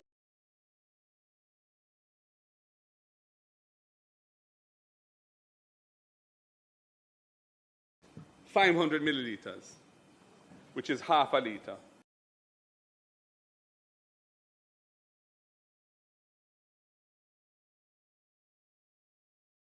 Make 1 liter and cost $200.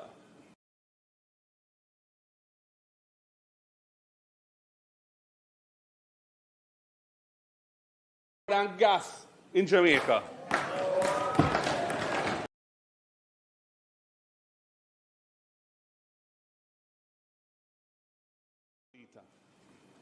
And cost $200.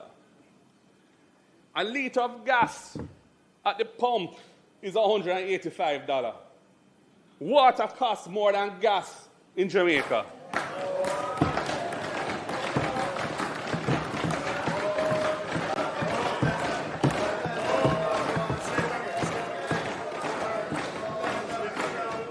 $200 for 2 bottles, making 1 liter, $185 per liter at the pump. Water costs more than gas in Jamaica. If we really want to encourage healthy consumption, then remove the DCT from water.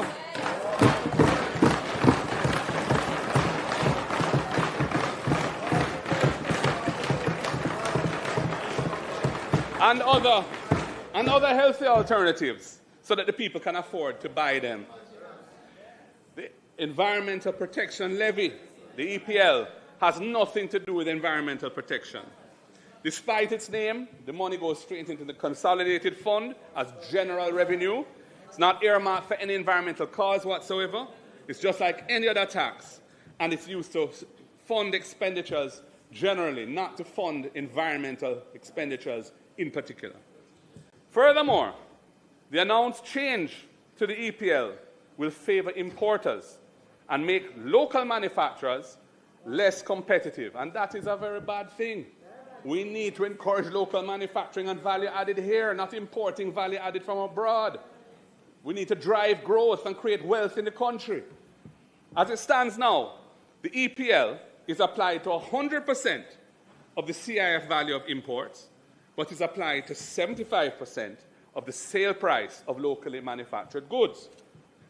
This differential, 100% on the imports, CIF value, 75% on the sale price of locally manufactured goods, that differential recognizes different positions that are occupied by importers and manufacturers in the local supply chain. Importers add their profit margin to the CIF value, and there then may be additional margins added by distributors and possibly retailers. Applying the EPL to 75% of the local manufacturer good price seeks to level the playing field, as the manufacturer sale price includes all of the value added of their input costs and their project margin. The government is now moving to apply the EPL, the Environmental Protection Levy, to 100% of the sale price of locally manufactured goods, from 75 to 100%. Also, it is increasing the rate of the EPL from half of 1% to 0.8%. That's a 60% increase in the rate. This means that the cost burden of the EPL to local manufacturers will be greater than it is to importers, favoring imports over local manufacturing of competing products, of exchangeable products. This is a major design flaw in the new tax, and it needs to be corrected. And I'm calling the Minister of Finance to correct it.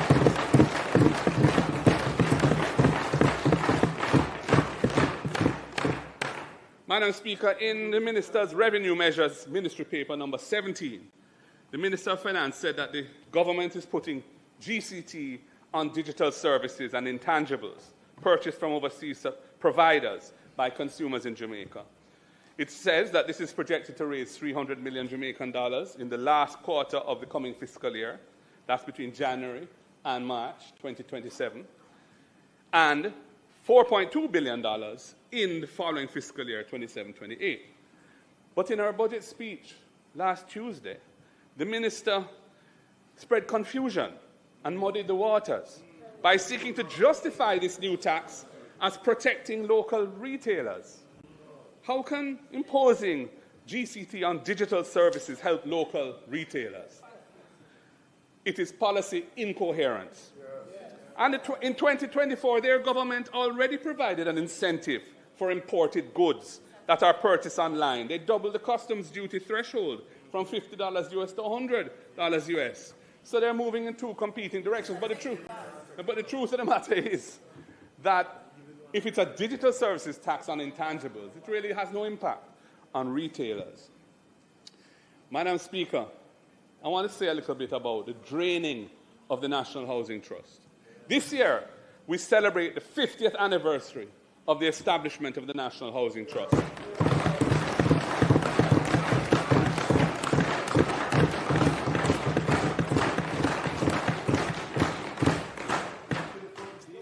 It was and is a transformational institutional innovation of the late, great Prime Minister Michael Joshua Mann.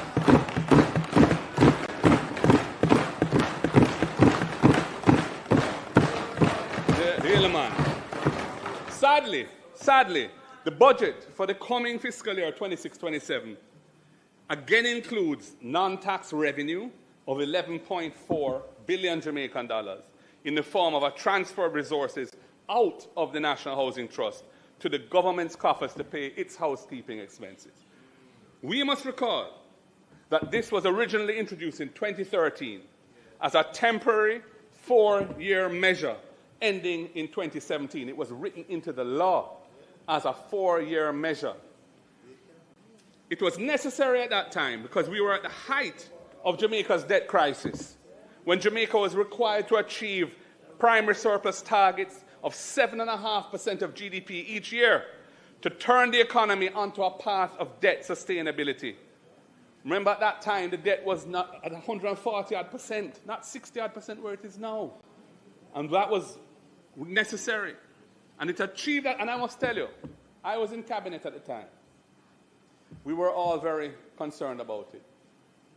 An international accounting firm, independent firm, confirmed to us in writing at the time that the removal of the 11.4 billion per year for 4 years would not undermine the operating performance of the National Housing Trust because of the surpluses it had and the pace at which it was rolling out investment. That is the only basis upon which we were prepared to move with it.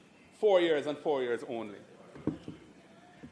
And it achieved the objective, and Jamaica was able to discontinue the borrowing relationship with the IMF in 2017 at the end of our program.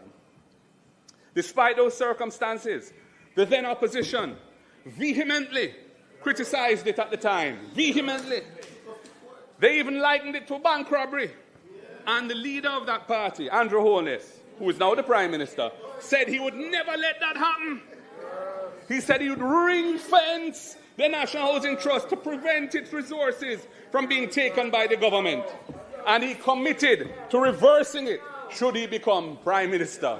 Well, he became Prime Minister in 2016, and they have proceeded to amend the law twice to extend it by a further 8 years. And in the throne speech Last month, them said they're going to take it for 5 more years again. Oh my God, his words were utterly false. Utterly false.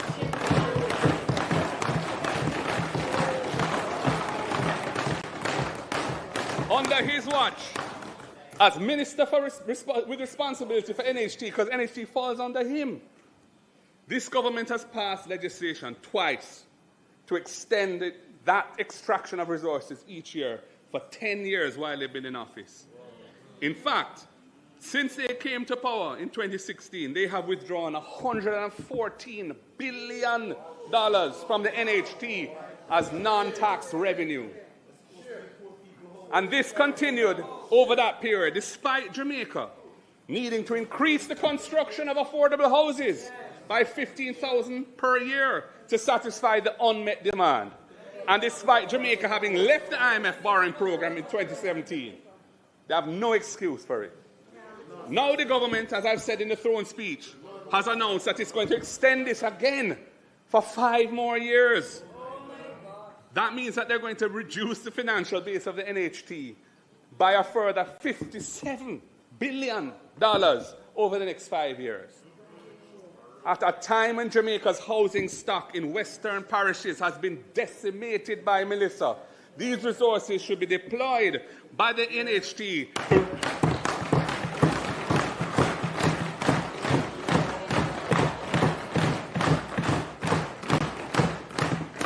be used to rebuild resilient homes for the many thousands of households who have suffered varying degrees of damage to the houses. Many of them are NHT subscribers. This is not the time to be drawing the money out of NHT to balance the government's fiscal accounts. With a mere $30 billion, less than 1% of GDP allocated in the budget towards Melissa recovery expenditure in the coming fiscal year, the NHT should be empowered and mandated to play a much greater part in restoring resilient shelter in Western Jamaica.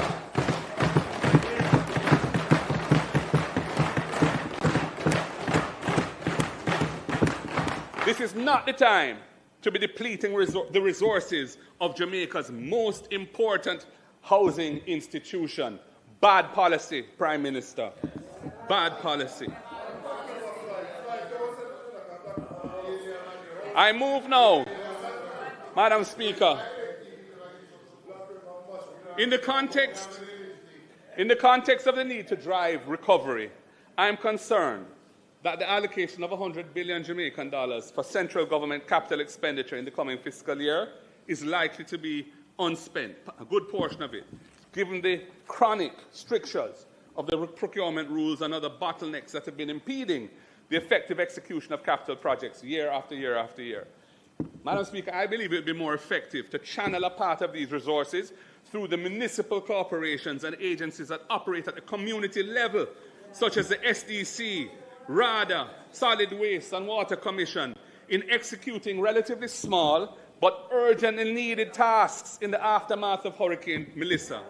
These resources should be deployed to undertake the removal of fallen tree debris, restoring pedestrian walkways and footpaths, restoring fences around publicly owned properties, repairing catchment tanks, cleaning the intakes to springs, cleaning side drains and culverts, repairing broken retaining walls and other small structural repairs and the like.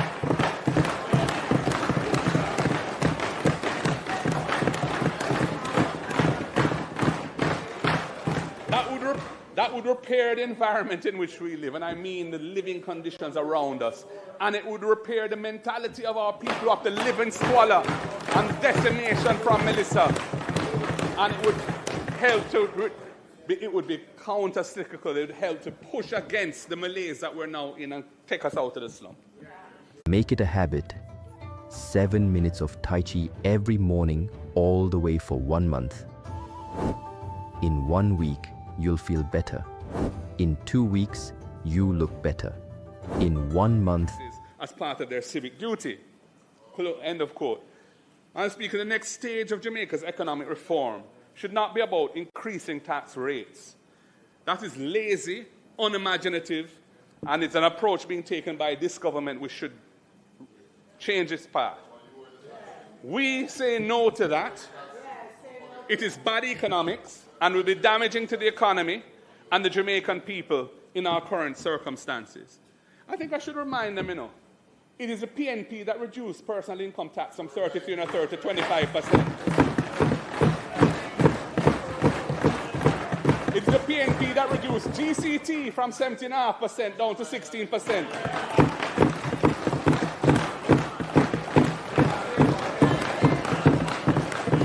So mash down that lie about we are a high tax. We don't believe in high taxes, but there are times when taxes are necessary, and it was necessary after Bruce Golding and Andrew Hollis drove the economy into a precipice, and we had to fix it.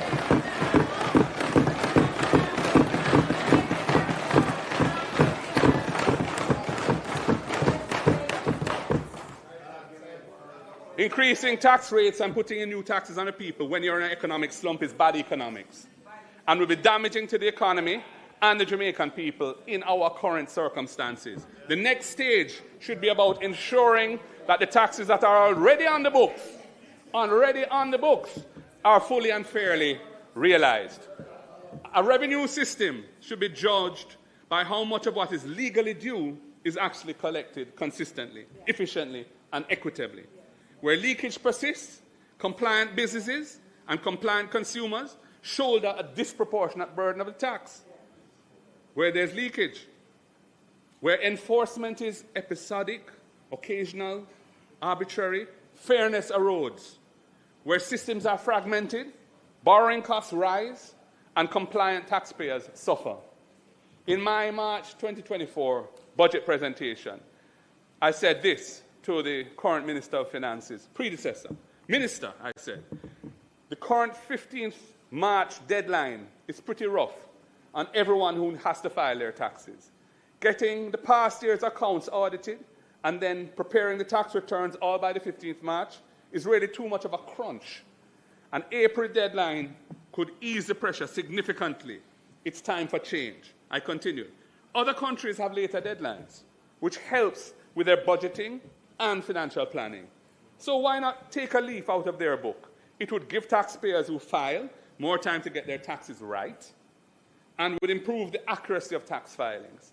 It also improves compliance by allowing a more reasonable deadline. It would be a step towards a stronger, more stable economy. End of quote. Madam Speaker, I'm encouraged to make some further recommendations today because in February, a month ago, we passed legislation partially implementing that recommendation, partially.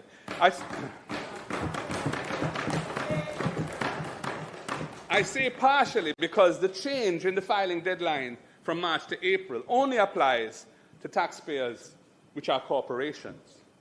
Individuals and professional firms that operate as partnerships still have to file by the 15th of March. And Madam Speaker, I am encouraging the government to streamline this so that everyone benefits from the more sensible and practical April filing date.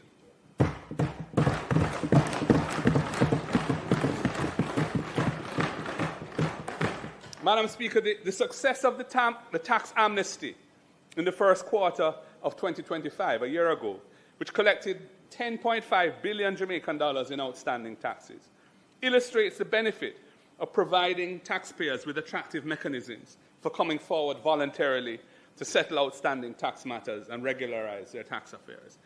I support the call for a voluntary structured tax settlement program to be developed and implemented in Jamaica. It was, again, in Price-Waterhouse's circular on the current budget, and I think it's a very good idea. It should be supported.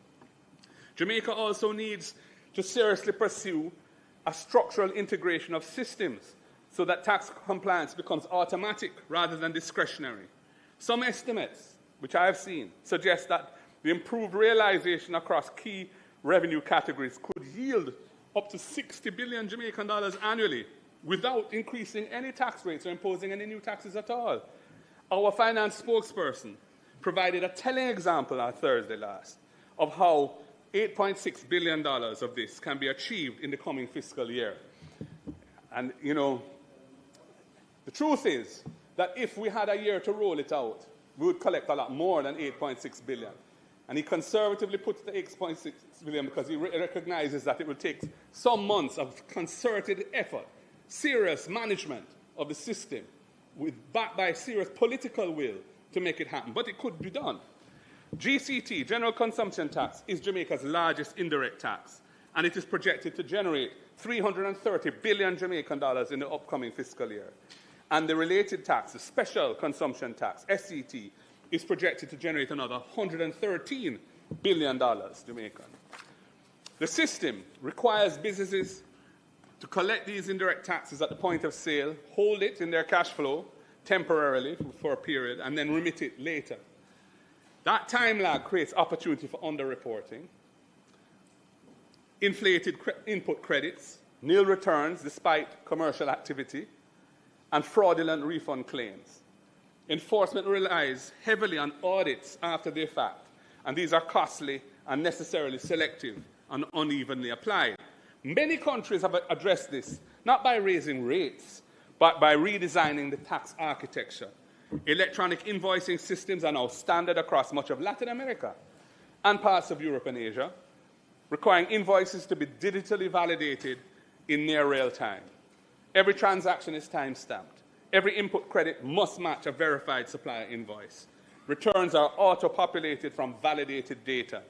That shift is transformative. It moves the system from post-event enforcement to transaction-level verification. The documented increase in revenue collections from implementing these systems actually range from 5 to 15%, depending on the level of previous compliance. For Jamaica, even a conservative projection of 2% improvement in effective GCT and SCT realization would yield $8.6 billion annually as our finance in the first year. And of course, it would pick up more as we ram compliance and really get everybody to adopt the system.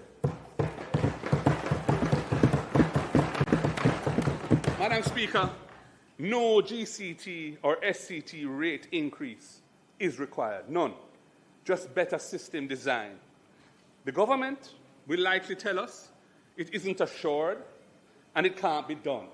That's what I expect to hear from them. Well, I'm here to tell you that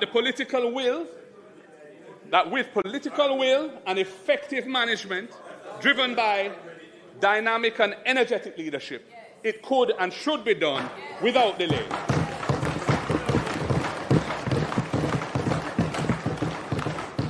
I will now share some other examples of how to optimize revenues over the next 3 years without increasing taxes, as we seek to finance strong recovery from Melissa and build back better. And I do so in a spirit of goodwill to all Jamaicans on both sides of the aisle.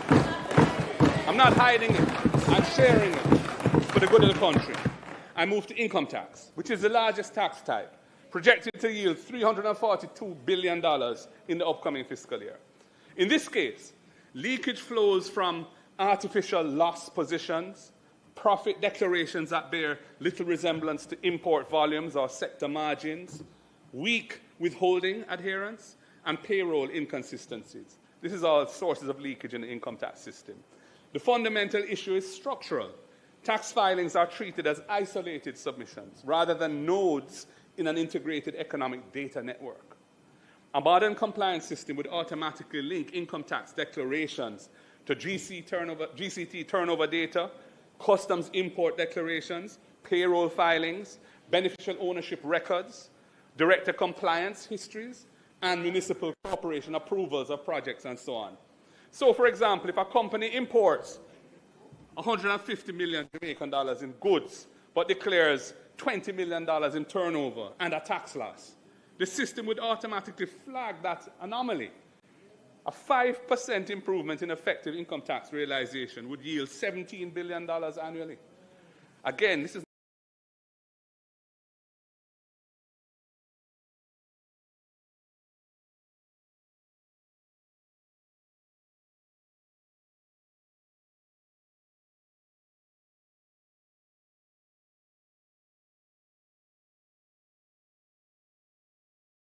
$20 million in turnover and a tax loss. The system would automatically flag that anomaly. A 5% improvement in effective income tax realization would yield $17 billion annually. Again, this has nothing to do with raising tax rates. It's just about aligning data and getting people to pay what they owe.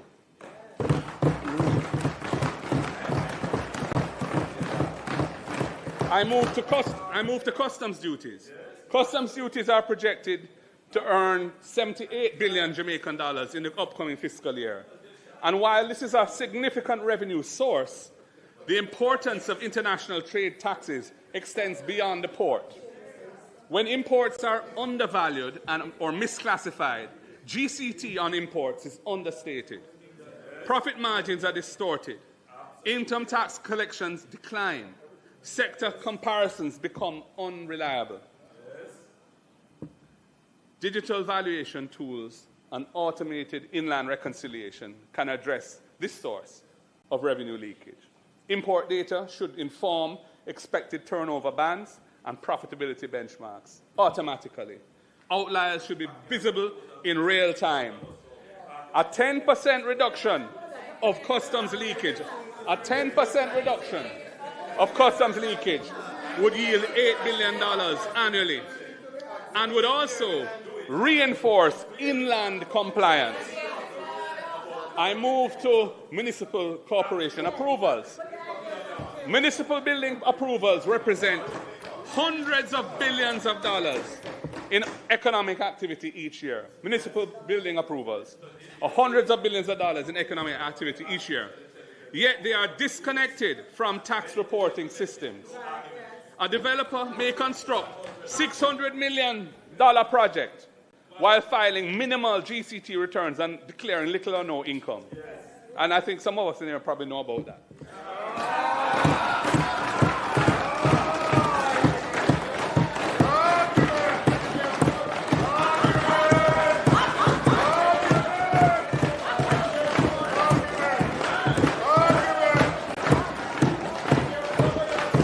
True, me no can no foul. If you want to pick it up for your business.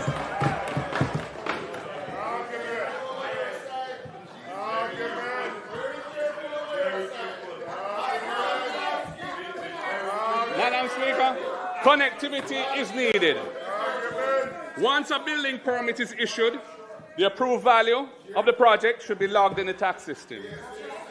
And returns should be auto-populated through a project disclosure section.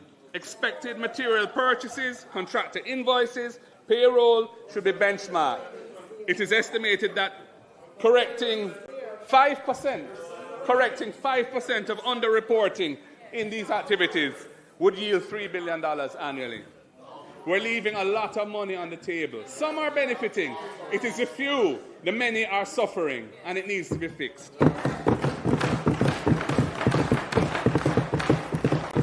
Madam Speaker, in 2024, more than 5,000 work permits were approved in Jamaica.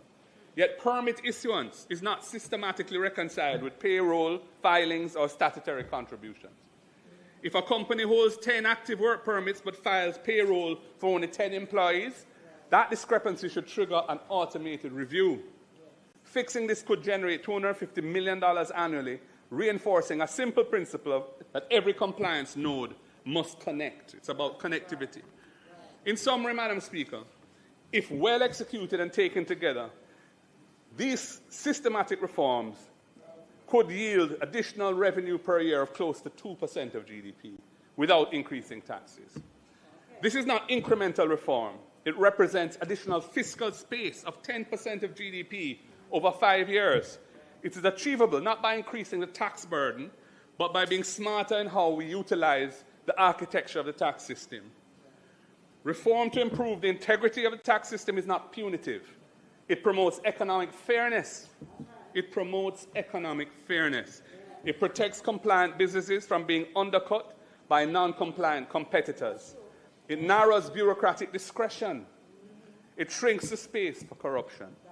It strengthens investor confidence. It increases fairness. Madam Speaker, Jamaica does not need higher tax rates. It needs systems where invoices validate themselves, where payroll reconciles with permits, where imports reconcile with profits, where billing approvals inform tax returns, where risk detection becomes structural rather than episodic.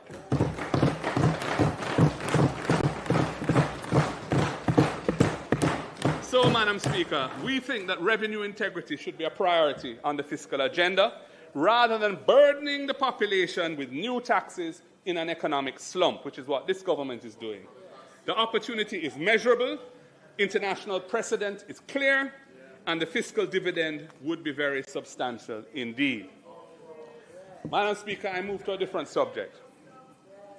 The massive Category 5 Hurricane Melissa is now estimated, as I've said, to have caused loss and damage to Jamaica amounting to US $12.2 billion, 2 trillion Jamaican dollars, 56% of our annual GDP, and it has set back Jamaica for years to come. The cost that lies ahead to rebuild and insure against recurring Category 5 and strong storms will be very heavy also. So the question arises, can and will Jamaica have to bear this loss alone, this massive cost for destruction to which we contributed so little? Yeah. Category 5, Melissa, was not happenstance. It was not an accident. It was a result of decades of certain countries in the world, in the global community, stubbornly resisting scientific consensus that their carbon-releasing activities were leading to catastrophic changes in global climate. They chose to continue substantially unchanged, allowing fossil fuel-based economies to continue unabated, while effectively exporting the climate-related costs to less developed and vulnerable nations like ours and other small island developing states. In earlier times, Madam Speaker, Jamaica was known to have one major hurricane, that's Category 4 or above, roughly every 40 years. However, in the 37 years since Hurricane Gilbert in 1988, Jamaica has experienced 4 such systems. There were 2 Category 4 hurricanes, Ivan in 2004 and Dean in 2007, then 2 Category 5 hurricanes in successive years, Beryl in 2024 and the catastrophic Melissa in 2025. Hurricanes Ivan, Dean, and Beryl caused loss and damage to Jamaica of US $1.079 billion at that time. That was the estimate. Outside of some important voluntary contributions from third parties, which we honor and welcome, Jamaica has borne the cost of the Everybody forget bun, but not just any bun, a good bun. So this Easter, don't walk, run. Go get your yummy Easter bun. One bun to my cheese. Only bun when me get was so sweet. Cost substantially on our own because, firstly, the link between CO2, carbon emissions, and climate change was not firmly established at that time. And secondly, the legal, scientific, negotiating, technical, and administrative capabilities were not in place to do anything about it. And thirdly, the international legal framework was still in negotiation. Madam Speaker, Hurricane Melissa has created a potentially game-changing shift. Among other things, firstly, Melissa did not follow the historical pattern of these major systems. It was a tropical storm which, while meandering slowly, almost stationary in the Caribbean, intensified rapidly in these waters, where sea temperatures have reached 1.4 degrees above pre-industrial levels, and then it moved directly to Jamaica. It is generally accepted that Melissa's peculiar intensification and power were a climate-related phenomenon. Secondly, Hurricane Melissa struck Jamaica about 4 months after the International Court of Justice, the World Court, had issued a unanimous advisory judgment that states can be held liable for damages caused by climate change. Now, Jamaica has been a minimal emitter of greenhouse gases that have caused global warming, yet we are bearing the pain from the irresponsible and selfish actions of others. This is fundamentally unjust and unprincipled. As a major victim of the effects of climate disasters, Jamaica cannot remain docile and just passively assume a mountain of additional climate-related debt that will fetter and postpone our national development for decades to come. Our country has a duty to lead in its advocacy for fair and just compensation.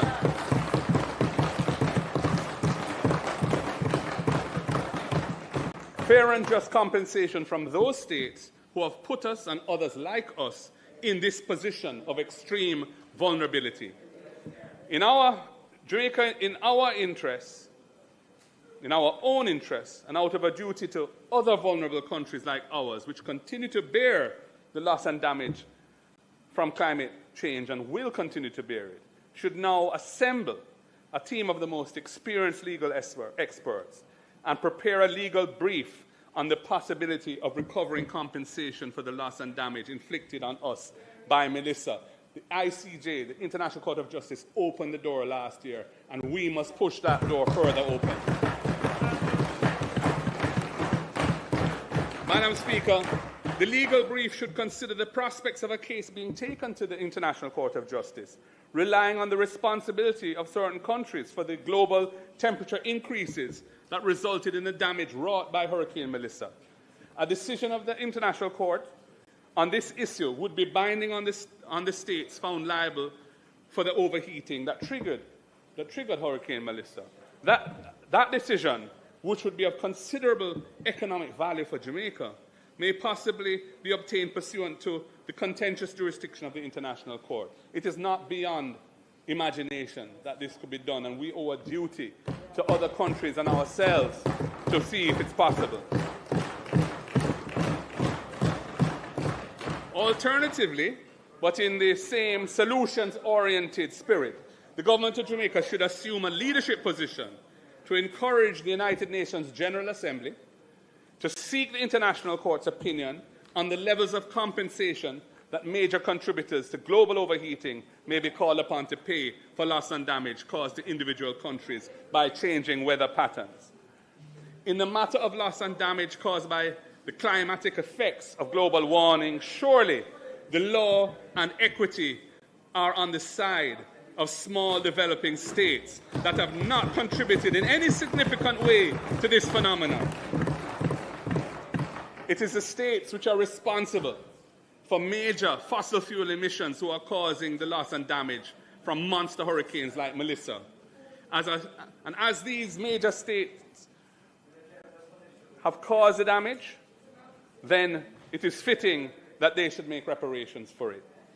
This is in keeping with general principles of state responsibility in international law, as well as rules implicit in various treaties on climate change and that are in force today. I commend this to the government and ask them to explore it. We cannot just sit back and have a 56% hit to our economy for something that we didn't cause and that was clearly climate related, and we'll just borrow the money and move on. We're not moving on. We're going to have to pay that debt back. And we owe a duty to the countries of the world that are in a position like ours, and to ourselves, because it could happen again, to push the needle. Jurisprudence is not fixed in time. It can evolve. And the door was opened last year. Madam Speaker, while on the topic of international relations, I noticed the Prime Minister's exhortation to fellow CARICOM leaders to adopt a foreign policy of, in quotes, principled realism. I wondered uneasily to myself what that potentially Jamaica up your cash. Over 100 winners. More than $2.6 million in cash and prizes up for grabs. Win cash every week. Plus a chance to up your cash to $500,000. And that's not all. Win back your grocery bill up to $10,000 cash every week. The foreign minister, having told Parliament that this decision had nothing to do with pressure from the US. That is what she said in this Parliament, that decision had nothing to do with pressure from the US. A few days later, had her ministry subsequently issue a statement affirming that it is widely known, in quotes, that the US has publicly raised concerns with the program, before articulating what I regard as unconvincing reasons as the purported justification for terminating a program that has done so much to help Jamaicans to have access to quality health services, and the termination of which has left a very substantial unfilled gap in healthcare delivery, especially in underserved areas. Now I say, if you operate, Prime Minister, you operate in fora which I don't. So there may be things that you're aware of that I am not. But before you make a move like that, you have to put other things in place. You can't terminate an agreement that the Jamaican people are relying on and have nothing in place and be scrambling around while people are suffering. Again, poor government, mismanagement. And Mr. Speaker, Madam Speaker, for the record, we, and I believe all of us in this House, on both sides, thank the government and people of Jamaica for their 50 years of valuable... I'm going to start again. For the record, we in this House, and I believe on both sides, thank the government and people of Cuba for their 50 years of valuable and selfless service to the Jamaican people. And we join with other Jamaicans who regard this so-called principled realism as an act really of a response to external pressure in a way that has been at the expense of the Jamaican people. Preparatory work should have been put in place before you made a move like that, and it was not. Madam Speaker, it has been 5 months since Melissa devastated our island home. A storm of unforgiving force. Melissa carved her name into the history of our nation. While the most impacted parts of the island were from Manchester heading west through St. Elizabeth and Westmoreland on the south coast, and from St. Anne heading west through Trelawney and St. James and Hanover on the north coast, other sections across central and eastern Jamaica also suffered serious damage, and that's often overlooked.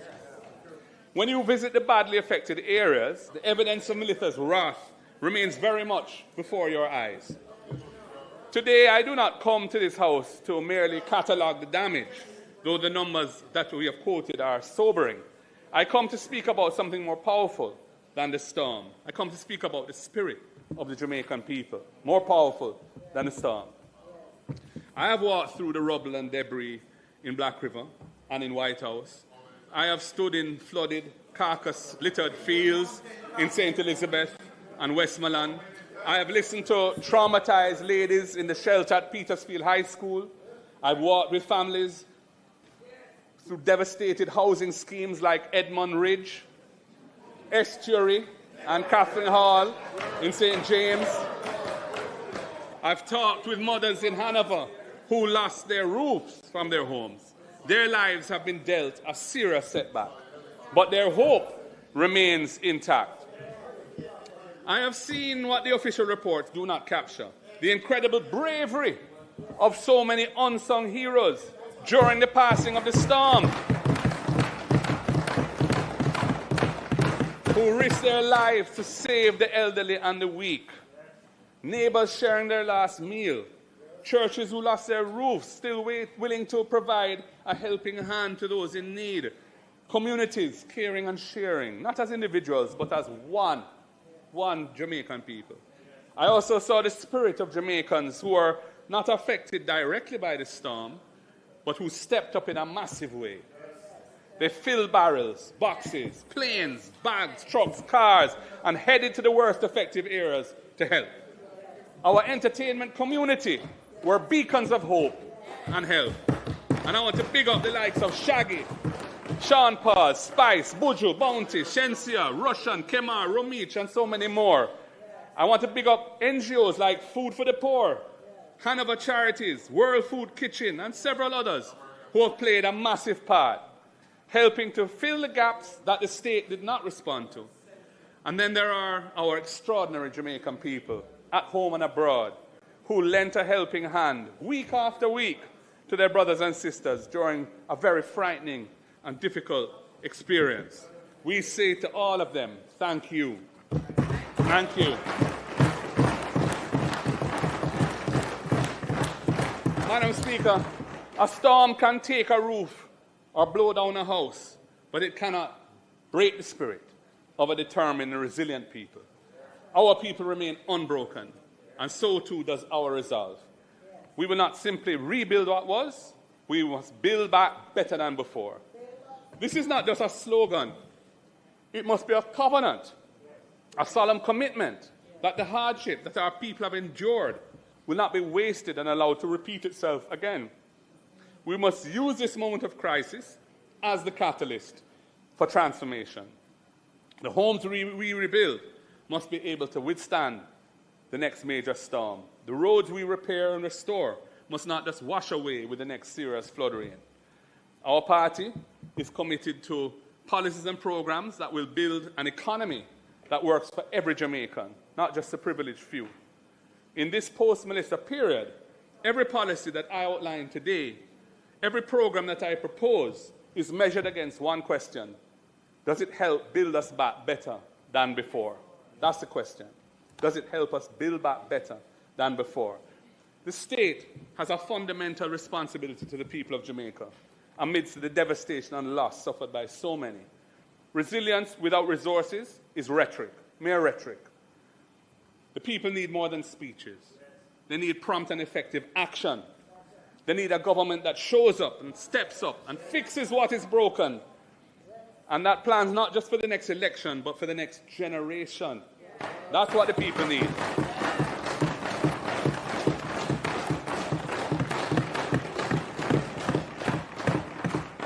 So how do we...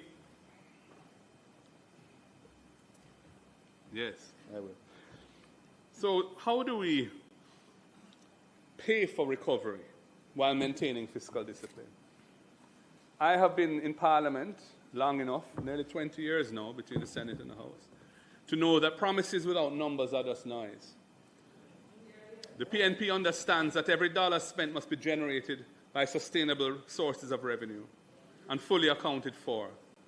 It was the PNP that enacted the current form of the fiscal responsibility framework. We did that, not you. You went partway. We took it to where it is now.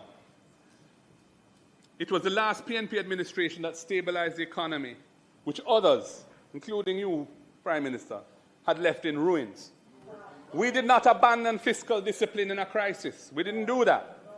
We applied it with greater discernment and precision. Because building back better than before requires not just vision, but the credibility to finance that vision responsibly. The hurricane has damaged our infrastructure, but it must not damage our future. We must manage our resources with the care of a good mother, how she manages her household, knowing that recklessness today means greater problems tomorrow.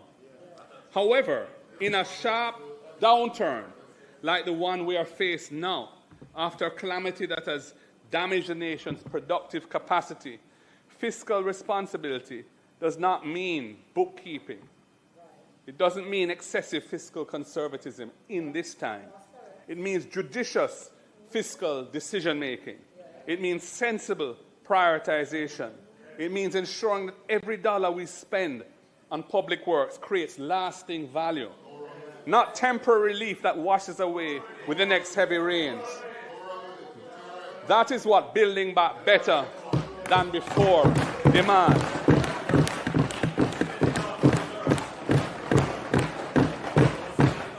When I look at the estimates of expenditure that were tabled in February, I have to ask, where is the vision for recovery and reconstruction? Where is the strategy to guarantee that the houses we rebuild will stand for generations? We are offering not just criticism, but a credible alternative.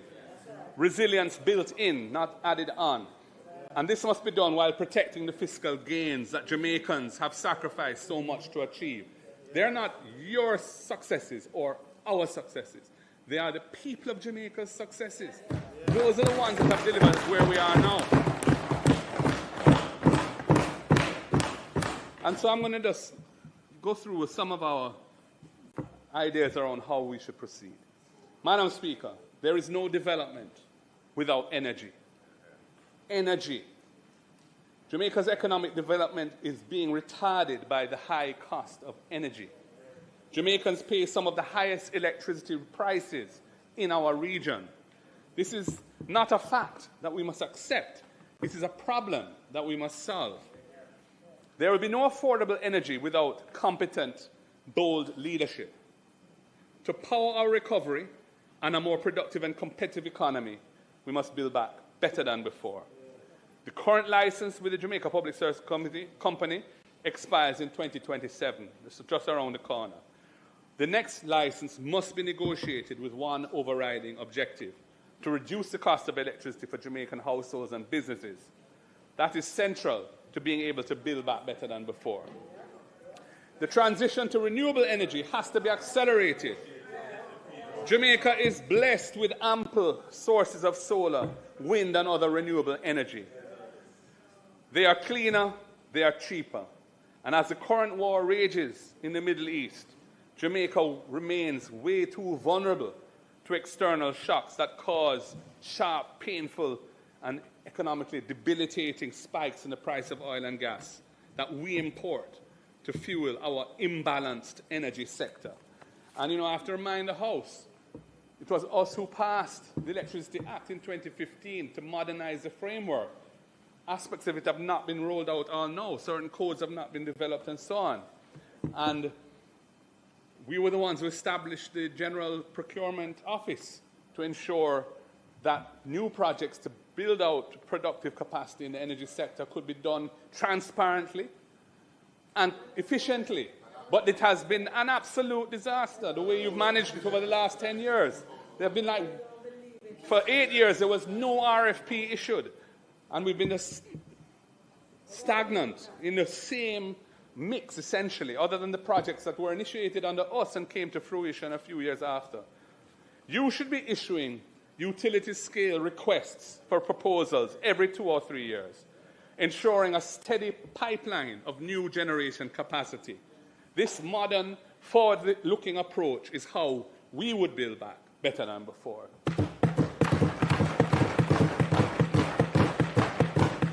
You also need to seriously tackle the social dimension of energy poverty. Tens of thousands of Jamaican households remain informal customers, living in fear of fires and disconnection.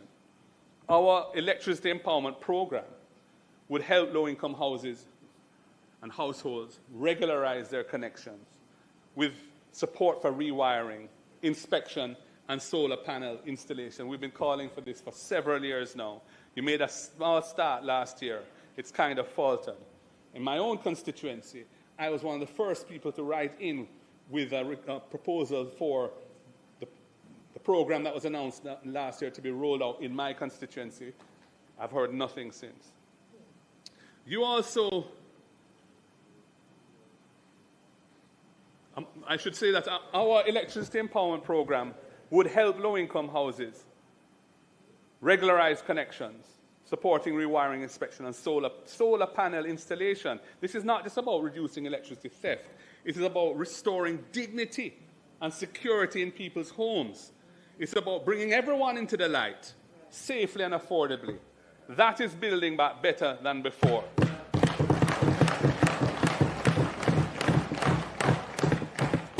Madam Speaker, looking at the health sector, Jamaica's hospitals in the public health system are in a shockingly bad state. Corridors are filled with patients. Vital equipment either doesn't exist or is not in good working order. The staff are doing the work of 3 people each with the resources of 1. The crisis in our public health system has now been compounded by the decision of this government to terminate the Cuban arrangement. For the past century, half a century, healthcare workers from Cuba have served side by side with our own professionals in our hospitals, in our clinics, under a bilateral agreement that facilitated cooperation, and that has stood the table. That bilateral agreement has been continued on under governments on both sides. At the time when our emergency departments are overflowing, when our operating theatres sit idle for lack of staff or bits of equipment that aren't working, when our nurses are immigrating in such high numbers, this government has chosen to send home, a couple of hundred Cuban doctors and nurses who are on the ground, working in public health facilities and serving our people. That is not building better than before, unless you have something in place to replace it, which you don't. So I say, why not roll out a national health insurance scheme, beginning with full coverage for our most vulnerable? Children from birth to 18 years, seniors 65 years and older, and persons with disabilities. Start with them.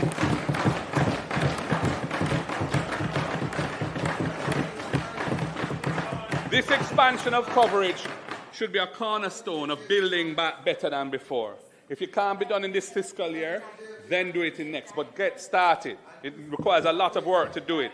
We heard about some task force being tasked with developing the proposal. That's years ago, and not a word since. So much talk and so little action. You, Madam Speaker, you guys, your side, should prioritize functioning diagnostic services in every public hospital. Functioning. No patient should have to wait for an ambulance to transport them elsewhere for a CT scan. No parish should lack basic radiology capacity.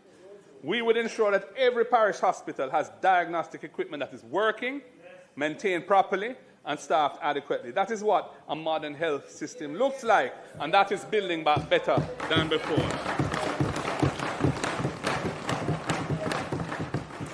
You know, and we have this Cornwall regional debacle going into its umpteenth year. I don't know how many years since that project started with a $2 billion budget.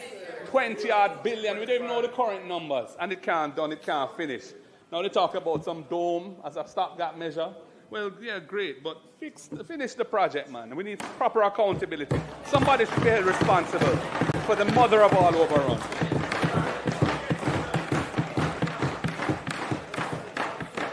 Madam Speaker, prevention is better than cure. And prevention requires accessible.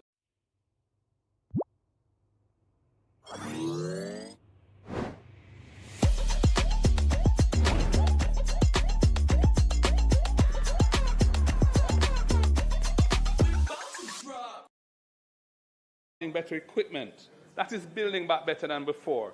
You need to restore morale in the health service by restoring respect for those who deliver the service. You should be compensating healthcare workers fairly and providing them with housing support through the National Housing Trust and ensuring that they have the tools that they need to do the job. A stronger, more resilient health system requires stronger, better supported workforce. That is building back better than before. Too many of our people are leaving our shores in healthcare, in education, in all the professions because they're not being adequately looked at. And it just needs a proper retention plan with some creative thinking. We have come up with that. We've given them a load of ideas as to how to do that. No, they don't do anything. Just talk. Just talk. Madam Speaker, a nation that does not properly educate its children cannot achieve its development goals. Jamaica has a crisis in education with well-documented unacceptable underachievement at the primary and secondary levels, leading to a low rate of tertiary level qualification, and that helps to keep our economy weak and unproductive and uncompetitive. Hurricane Melissa has only made that crisis worse. Damaged schools, poor access roads, disrupted families, heightened economic pressures have pushed absenteeism to unacceptable levels. I heard today where a senior police officer in one of the affected parishes was saying there's some 400 students who are missing from the system. In one parish alone. In one parish alone, 400. That was in today's news. My goodness. Thousands of our children cannot attend school 5 days a week because they cannot afford transportation or a daily meal. This has to be addressed head-on. Madam Speaker, importing 110 old buses for $1.4 billion Jamaican dollars for rural student transportation without following any competitive procurement procedure has, within a few months, been shown to be a very bad decision, if not worse. If not worse. We told you that from the very beginning. Now, after $1.4 billion of purchasing these old buses and another $871 million in operating expenses with a revenue model that has not worked at all, you say that you're switching to new buses. All I can say is, what a tangled web you weave when you practice to deceive.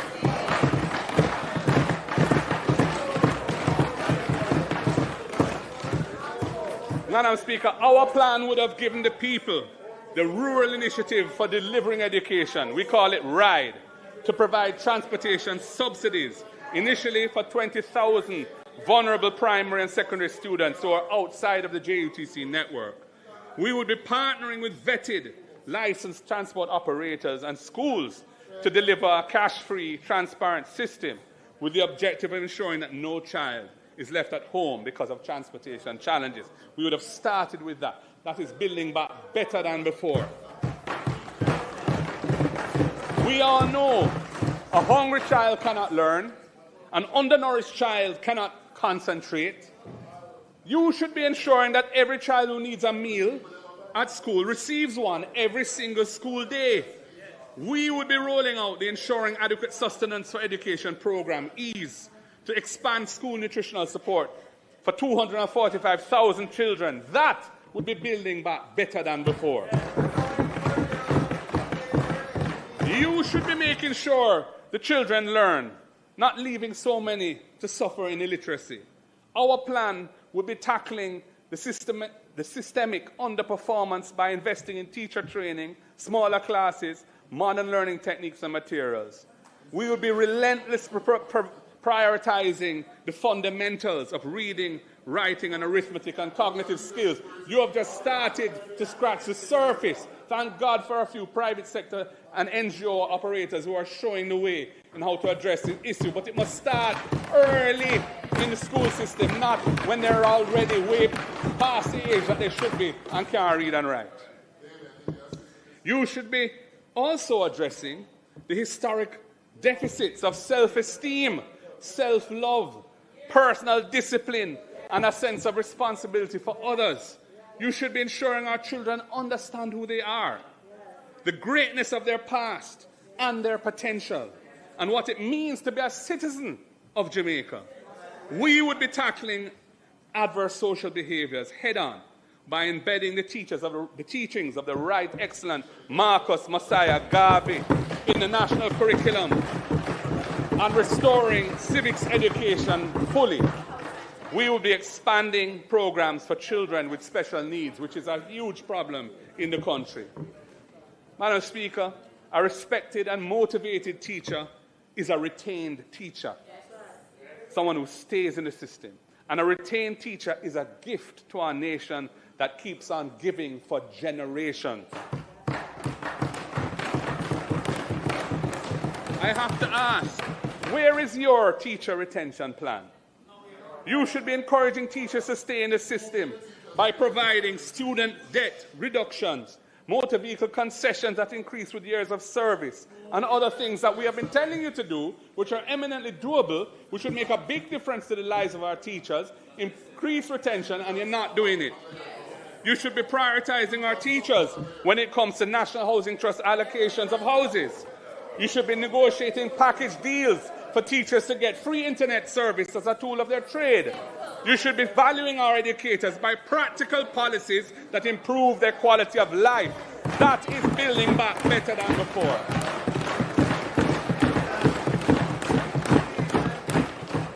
Madam Speaker, only about, I think it's 21% of the eligible population is enrolled in tertiary education, only 21%.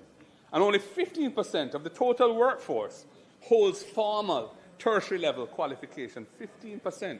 Jamaica cannot move up the value chain and create an economy that delivers wealth for all our people without expanding access to tertiary education and training. Can't be done.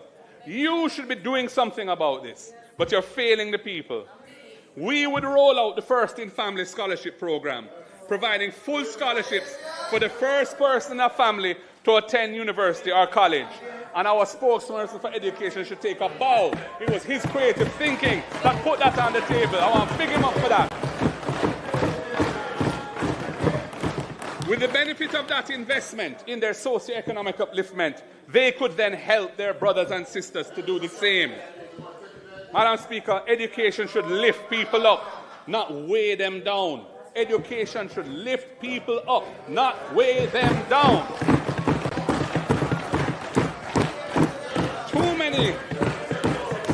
Too many graduates are suffering under the weight of student debt. You need to do more for them.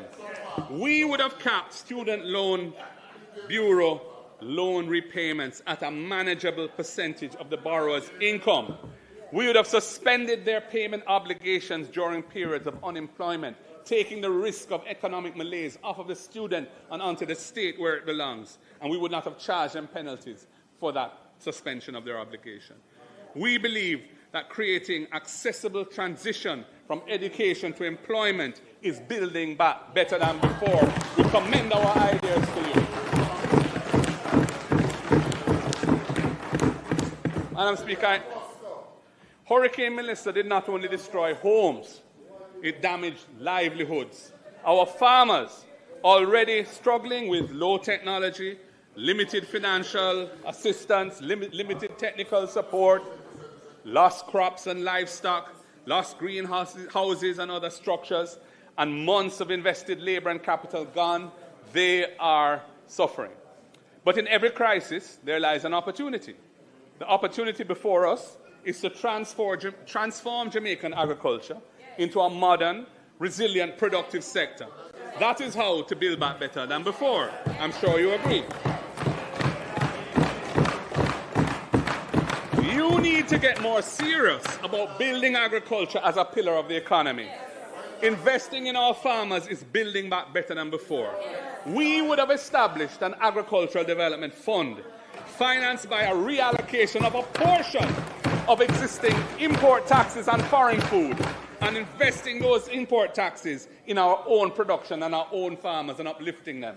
That's what we would have done. We would use it to support land preparation, irrigation, storage, and marketing for local farmers. We would be reducing post-harvest losses from 30% to 20% or less in 5 years. We would be expanding irrigation from the current 18% of arable land to at least 25%. Water security enhances food security, and that is building back better than before. Madam Speaker, you should be deepening on that side, should be deepening and strengthening the linkages between farmers and consumers. The school feeding program should prioritize locally grown, nutritious food. Empower our farmers and feed our children. Hotels and restaurants should be encouraged and supported to buy Jamaican. It's hardly happening. Special economic zones should be established for agriculture.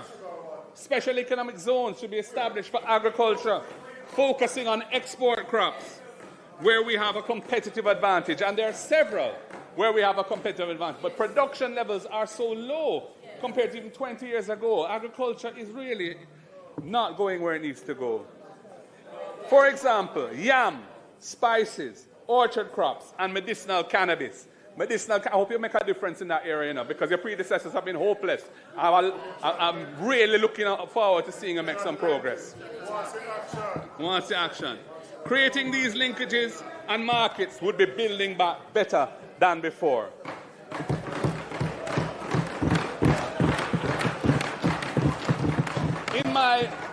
In my 2024 budget presentation, I spoke to the need for greater transparency and rationality in how food import permits are allocated. Imported produce that competes with local farmers raises serious issues of fairness, as the playing field is not level when farmers in North America and Europe benefit from massive state subsidies alongside other advantages such as economies of scale.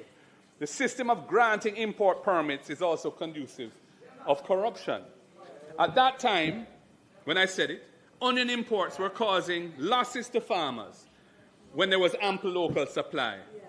It is distressing to read in the media once again of a large onion farmer thinking of giving up agriculture and going into another, in the minister's constitution, well, there you go, going into another profession because of the market being undermined by cheap imports. Madam Speaker, this is not just bad policy. It is infected with nepotism. I have seen the customs declaration for an imported shipment of 1,300 bags of onions brought in by a communications company owned by a JLP activist and former MP. I've seen it. I can share it with you if you want to see it. The system of granting import permits needs to be overhauled and put on a transparent footing. And Madam Speaker, priority must be given to importers that represent and support the affected farmers, not politically connected margin gatherers. If you get the privilege of making money out of imported food, those profits should be in the agricultural sector to help build it.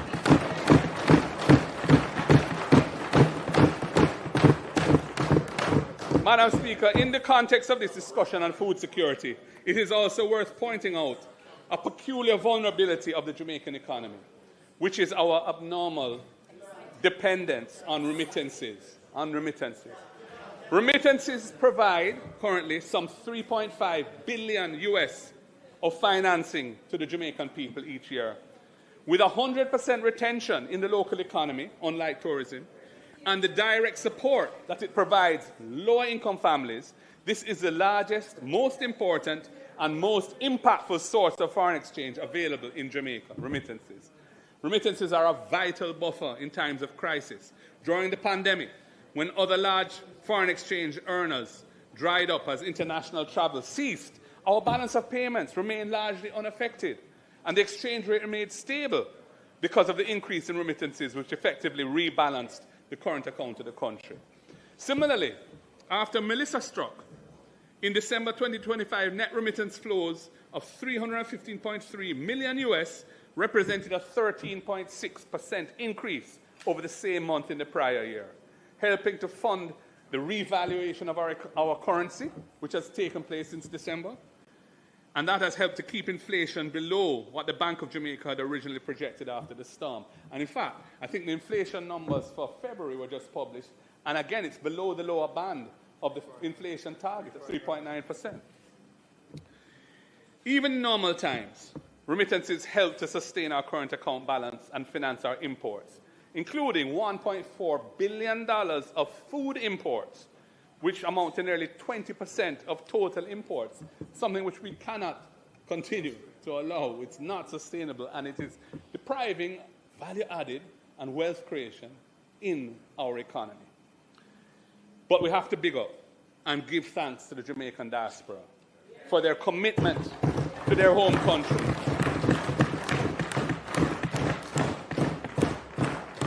And their families' backyard. Their role in our economy is fundamental, and they deserve to be treated as worthy partners and facilitated in their participation in national development. At the same time, we must acknowledge that over the medium to long term, remittance flows are vulnerable to external shocks. We can't assume we'll always have that. We are seeing this with the recent 1% tax on certain remittances in the US, which came into effect in January, the intensification of deportations from the US. Madam Speaker, as generations evolve from persons who were born here to their descendants whose ties to Jamaica are necessarily less direct, it will also have an impact. This means that in building back better, we must be mindful of the strategic imperative of reducing our dependency on imported food and imported energy, and drive a fundamental shift towards greater production to meet our population's needs for energy and food. Time come for that. We have been dragging our feet too long. Madam Speaker, the images that emerged after Melissa will stay with us for years. Families sifting through rubble, children sleeping in schoolrooms, community centers, elderly persons exposed to the elements. Housing is not just about shelter, it is about dignity. And too many Jamaicans have been denied dignity for too long. When we rebuild, we cannot just rebuild the same vulnerable structures. We have to build back better than before. The housing deficit stands at nearly 200,000 units, yet only 2,300 homes have been built annually by the NHT over the past decade. 21% of our population lives in informal settlements. This is not merely another statistic. This is a national failure of epic proportions. You think you know Formula One? think again. Relocation grants to teachers and healthcare workers to serve in those areas. We would be building at least 500 new houses per term in rural constituencies, and we would prioritize public sector workers and persons with disabilities in the allocation of those houses. That would build back those communities better than before. Madam Speaker, the government must end the annual extraction of $11.4 billion from the National Housing Trust. When it was implemented, it was for 4 years. That should have ended in 2017. 9 years later, it's still going on, and they've announced that they're going to continue for another 5 on top of that. Our spokesperson for finance has shown how we would finance this in a fiscally responsible way, so you don't have to take it anymore. That money should once again be used for housing, not for plugging the government's fiscal accounts. Creating new, affordable home ownership is the only way we ensure that Jamaicans who are toiling day and night to get ahead actually have the opportunity to own their own home. You are failing as a government to meet the affordable housing needs of the people. That is undeniable. Undeniable. That is why we would have established the Young Owners Deposit Fund out of the resources of the NHT to provide grants of $500,000 to first-time home owners under the age of 45 who have contributed to NHT for at least 2 years. That would have helped them to get on the housing ownership ladder. It is why we'll be granting new home buyers a 3-month grace period after their home purchase, before their mortgage payments begin, so they have breathing room to fix up the house and furnish the house. It is why we would have rolled out the rent-to-own program, so that self-employed and informally employed Jamaicans can become homeowners. After 6 months of consistently paying rent, they would be qualifying for an NHT mortgage.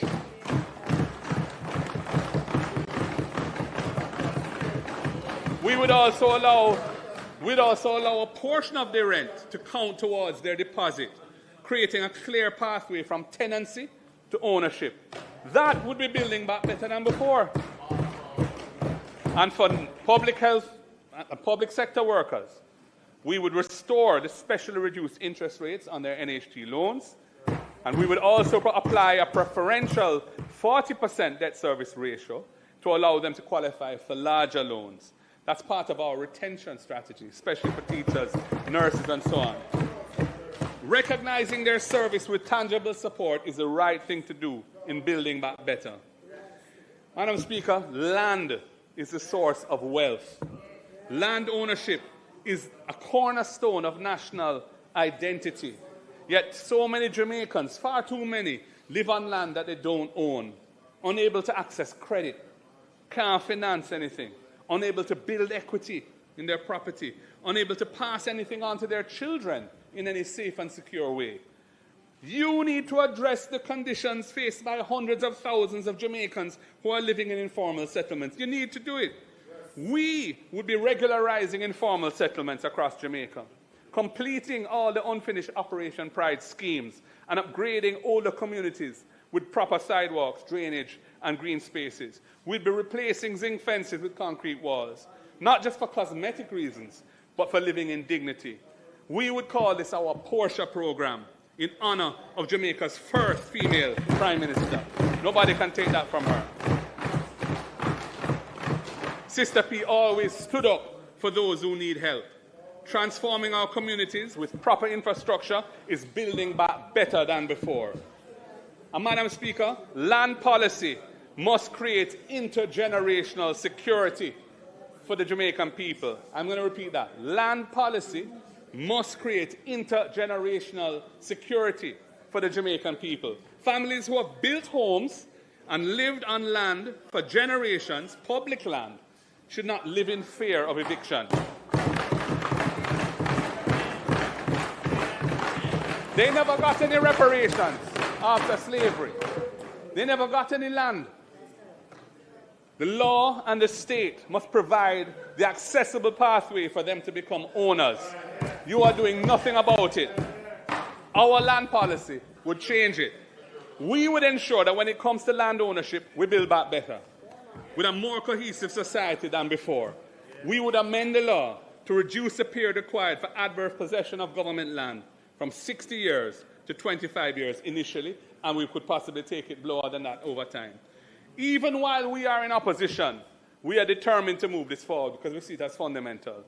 I have done with my team the preparatory research and the drafting work. We have prepared a bill to implement this vital social justice reform.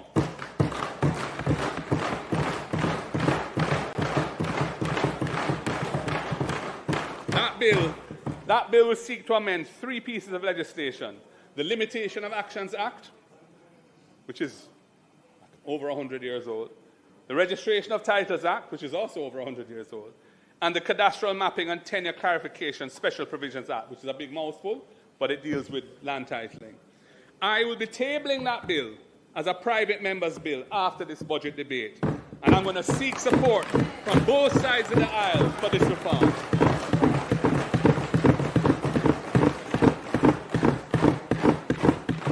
Madam Speaker, and where possession is well established, but the 25-year threshold has not yet been met by the person on the land, we would facilitate purchase and titling for them at affordable prices with concessionary payment terms. We need to make owners out of the Jamaican people so that they have a piece of the rock. This is social justice, which is a fundamental aspiration of our political movement. That is building back better than before. Madam Speaker, after 10 years in government, what have you done about beach access in Jamaica? More and more beaches are being taken away from the public. Our people are crying out for access to the beaches of the island. You've been dragging your feet on this issue for years. Your policy is stuck in the usual multiple announcements phase. You know, this is announced and then it's announced and it's announced. It's a bit like that project in St. Thomas there where it's open when it's not even, no proper infrastructure. I'm sure it's going to be open a few more times. I see some public bodies have now signed with a big smile on their face to go in there and it's not even ready. We would use the law to guarantee public access while balancing legitimate tourism and private interests. No Jamaican should be barred from the foreshore. Restoring our people's connection to our national heritage should be part of building back better than before. It's very critical. Madam Speaker, Hurricane Melissa left Jamaica's already appalling rural road network in an even more deplorable condition. Farmers in St. Thomas can't get their produce to market. Children in Portland struggle to get to school. Patients in St. Elizabeth suffer in trying to reach health centers.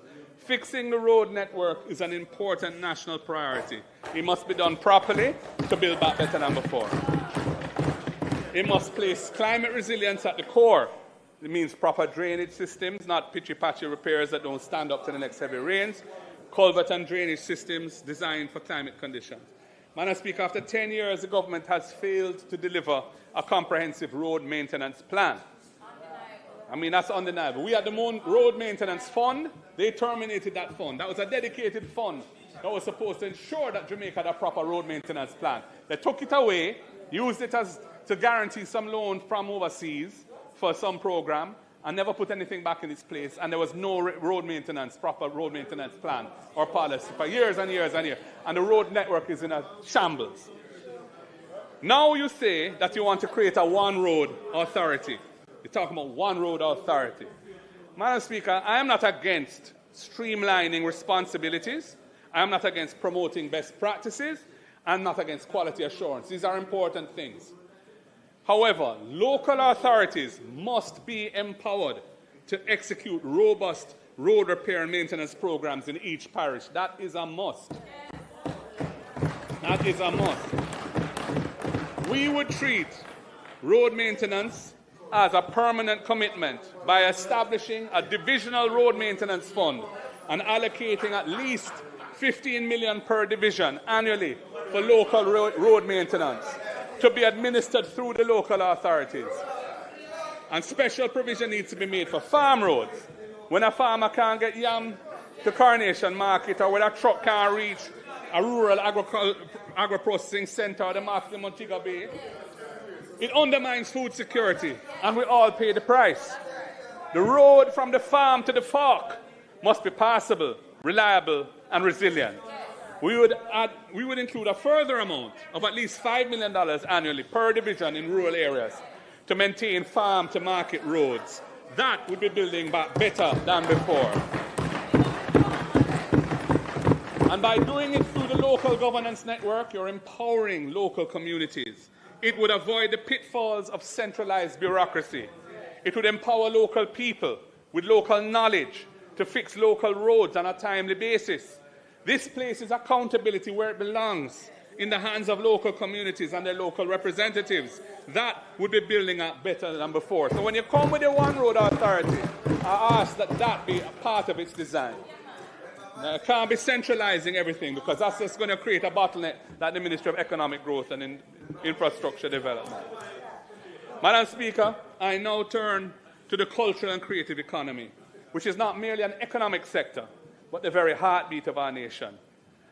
The contraction in tourism, the closure of hospitals and hotels and restaurants, the cancellation of cultural tours, all since Melissa, has disrupted the cultural economy of the tourism belt. Community recreation and entertainment, the fish fries and round robins that keep our community alive have taken a hit. And now we hear that Sumfest moving from Mobay, and it's going to be one night in St. Anne. That's a big hit for Mobay. Over recent months, we have had to say farewell to too many of our cultural icons. The great Jimmy Cliff, who helped to make reggae music an international genre and carried a message of liberation to the world stage. He has left us. We have lost two truly great musicians in Sly Dunbar and Cat Core. We have lost Max Romeo and Cocotte, two much-loved voices in our genre. They've passed. These were not only entertainers, they were architects of our national identity, ambassadors of our culture, and chroniclers of our lived experience. We honor their memory.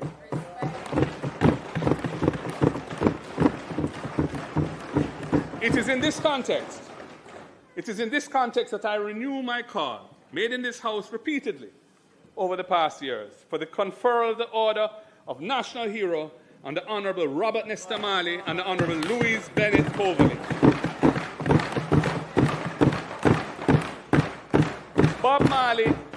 Bob Marley is not just Jamaica's most famous entertainer, musician, performer. He is a global symbol of one love, of unity, of resistance to oppression in all its forms. His legacy continues to grow and inspire all peoples of the world. He is deserving of our highest national honor.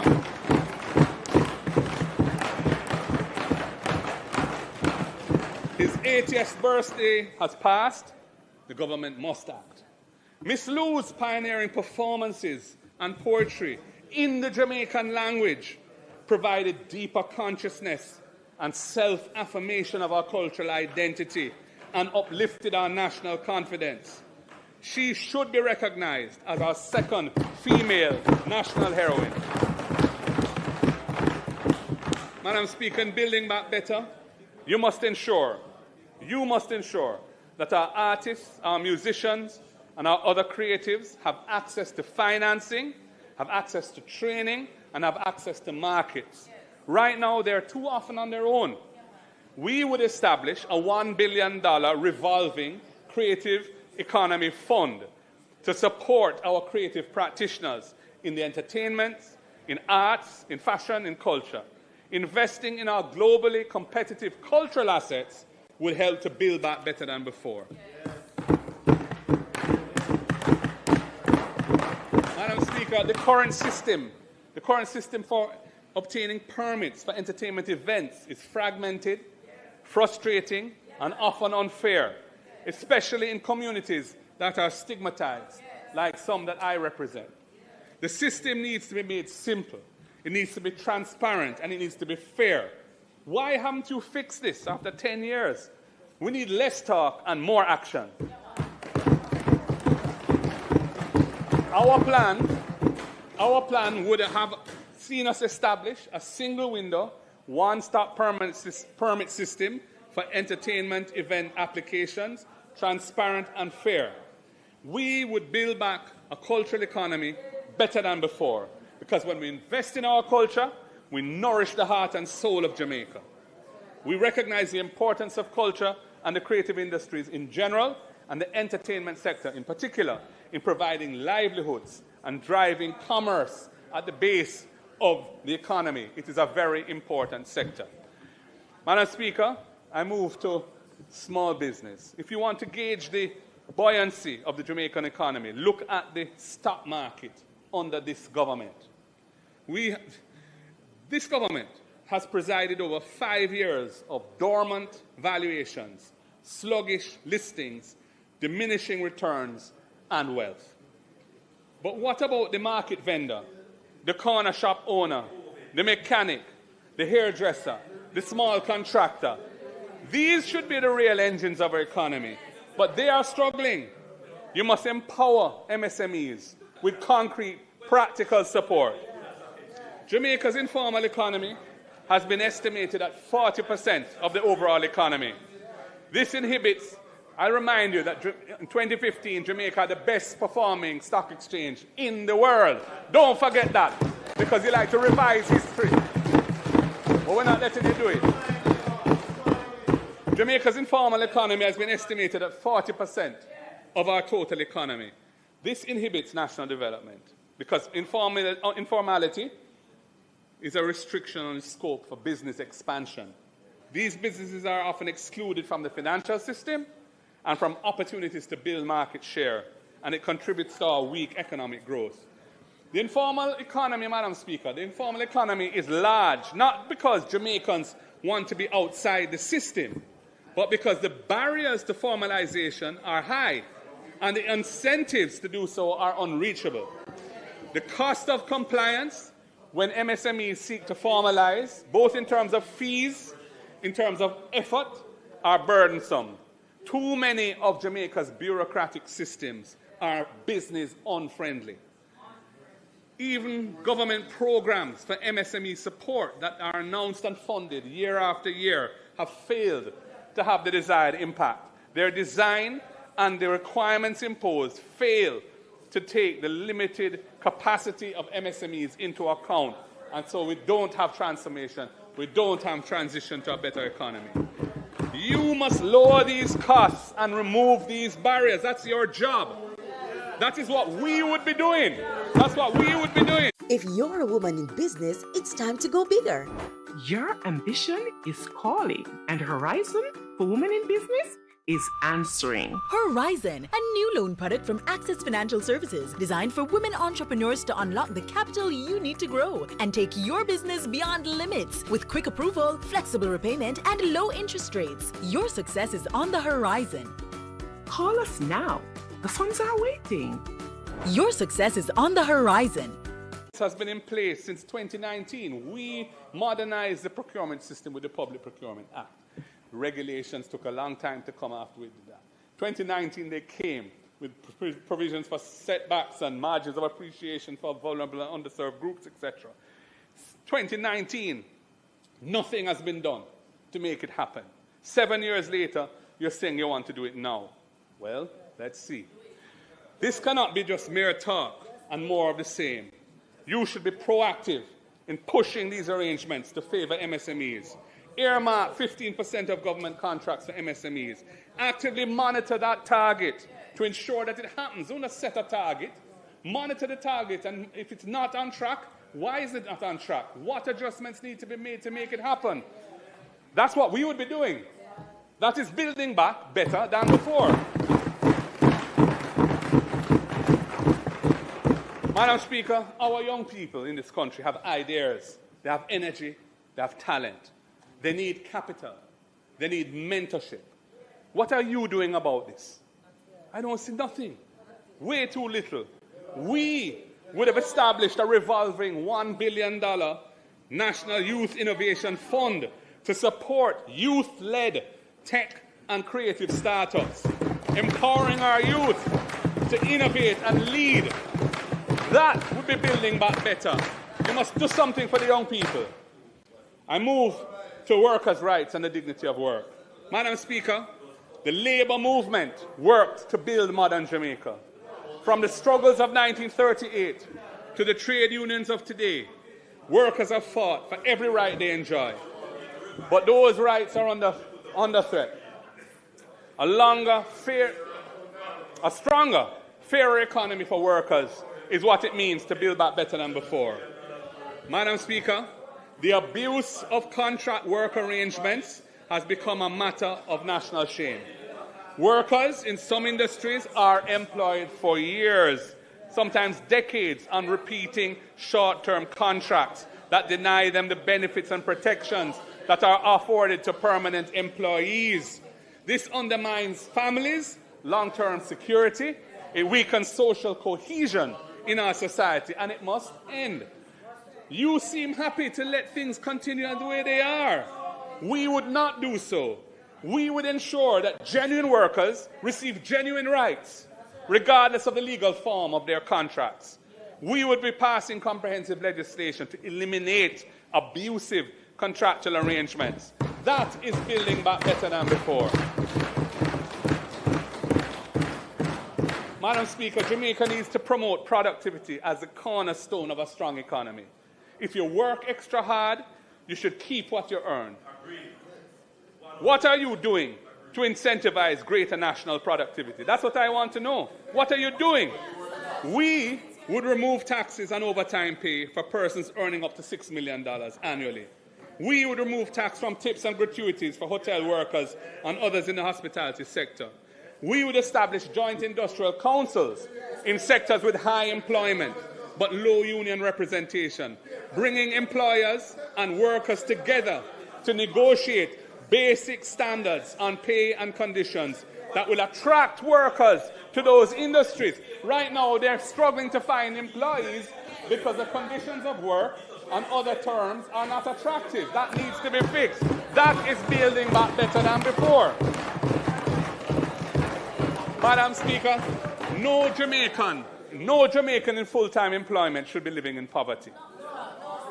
We would task the Planning Institute of Jamaica with developing a framework for transitioning from a minimum wage to a living wage, tied to the actual cost of living and adjusted annually for inflation.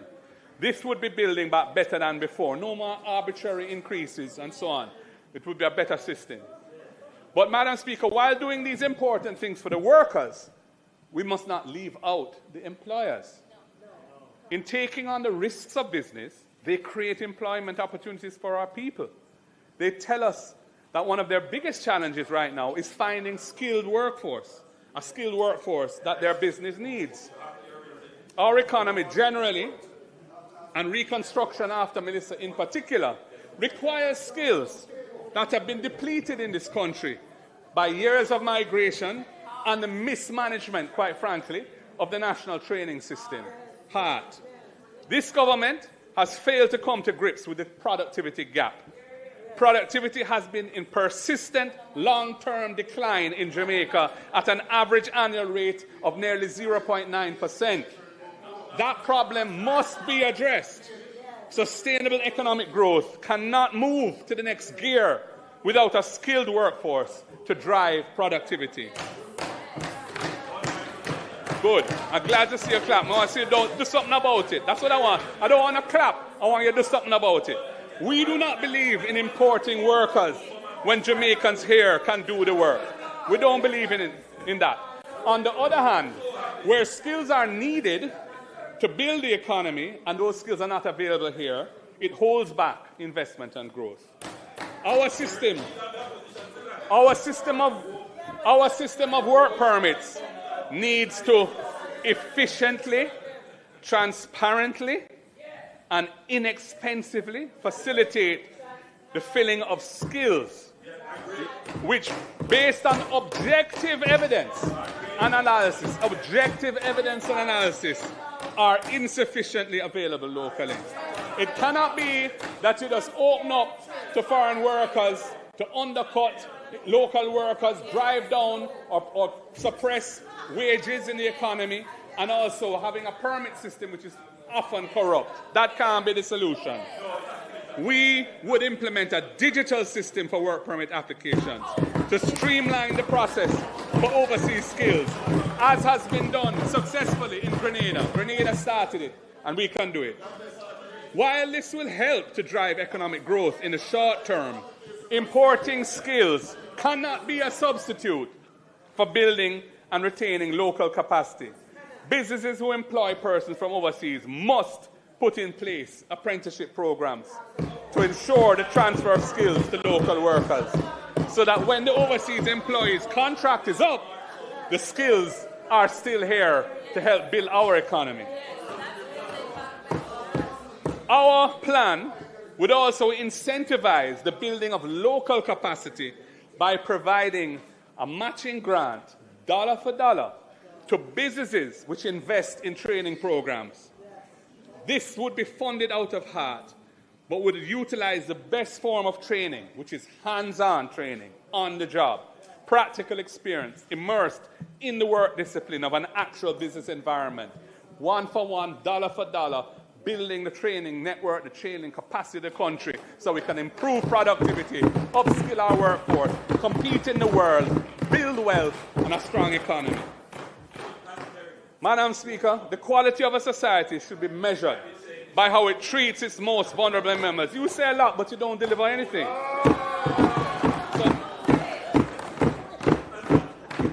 Our senior citizens, much of whom have spent their working lives building this country, too often struggle to access their pensions on time. Persons with disabilities face barriers in transportation, housing, education, employment, and daily life. Survivors of domestic violence seek shelter and find waiting lists. That's what's happening. What are you doing about these things? That's my question. What are you doing about these things? The slow payment of pensions, the need for accessibility for persons with disabilities, and domestic violence victims.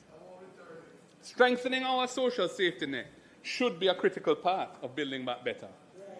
We would recognize and prioritize timely delivery of pension payments and increase the tax exemption on pension income, recognizing that our seniors have paid their dues and deserve to live with dignity. That should be done.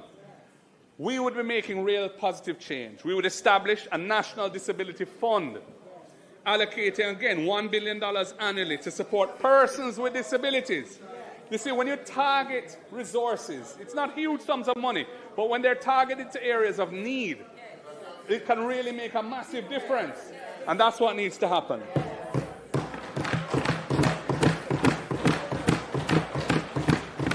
That fund would be providing assistive technologies, improved accessibility, and supporting organizations that serve the disability community.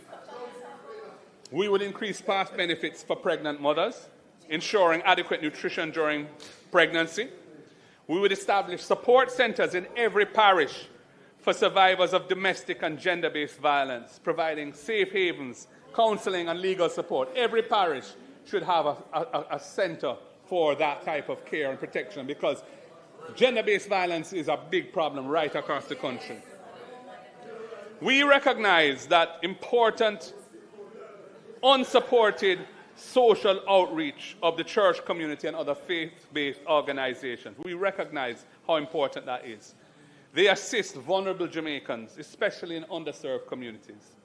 We would be establishing a faith-based community transformation fund, funded with $1 billion annually, to support the programs of churches and faith-based organizations that strengthen families, that promote economic resilience, and build community cohesion. They are filling a massive gap in underserved communities, but they struggle. They could do so much more. They have the wherewithal, they have the good intent, they know the people on the ground. The state should get behind them and help to make them make a big difference. Madam Speaker, these are measures that would build back better than before. Now, all well-thinking Jamaicans, welcome and celebrate the significant fall in murders in Jamaica over the past 2 years. And that is after 8 years of questionable policies using states of emergency as a routine policing tool that the Constitutional Court has ruled to be unlawful. I once again want to extend congratulations to the Commissioner of Police and those brave and selfless police officers for this significant achievement. Respect is due to them. Madam Speaker, the policy of focused deterrence, which we have been calling for some time, has brought results. However, few people are comfortable with a very high level of police fatal shootings. Sometimes in circumstances where there are no living witnesses other than the officers involved. Sustained success in law enforcement requires the support and buy-in of the local population. It does. You can't have a sustained program without the support of the local population. And that support will be at risk if there is a feeling that accountability and justice are being sacrificed. And I've experienced this recently in my own constituency. It's a matter that is probably going to be before the court and so on. I'm not going to speak to it in detail. This is why I once again call for the introduction of body-worn cameras, especially on special operations, when many of the controversial fatal shootings take place. It is not happening. Don't tell me it's happening. Body-worn cameras have been successfully used overseas and are now the norm in several jurisdictions. Madam Speaker, the Jamaica Constabulary Force will benefit. The force will benefit from the enhanced confidence that it will bring among the population when they are assured that there is accountability on both sides for what happened and that they are here to serve and protect. It is a win-win, and I encourage the police to roll it out quickly.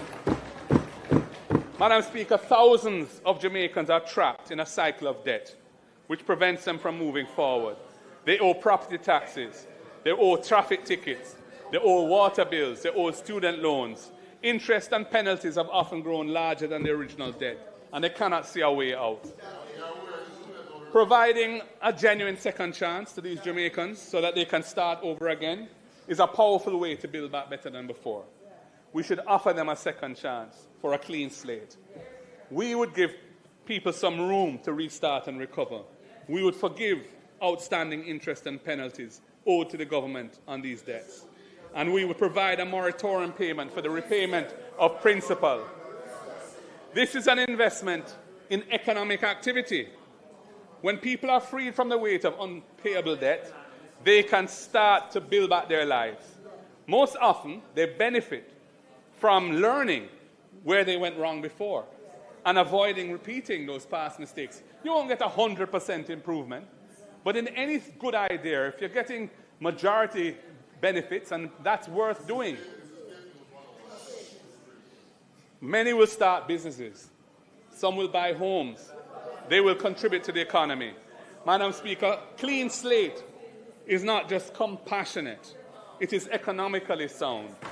It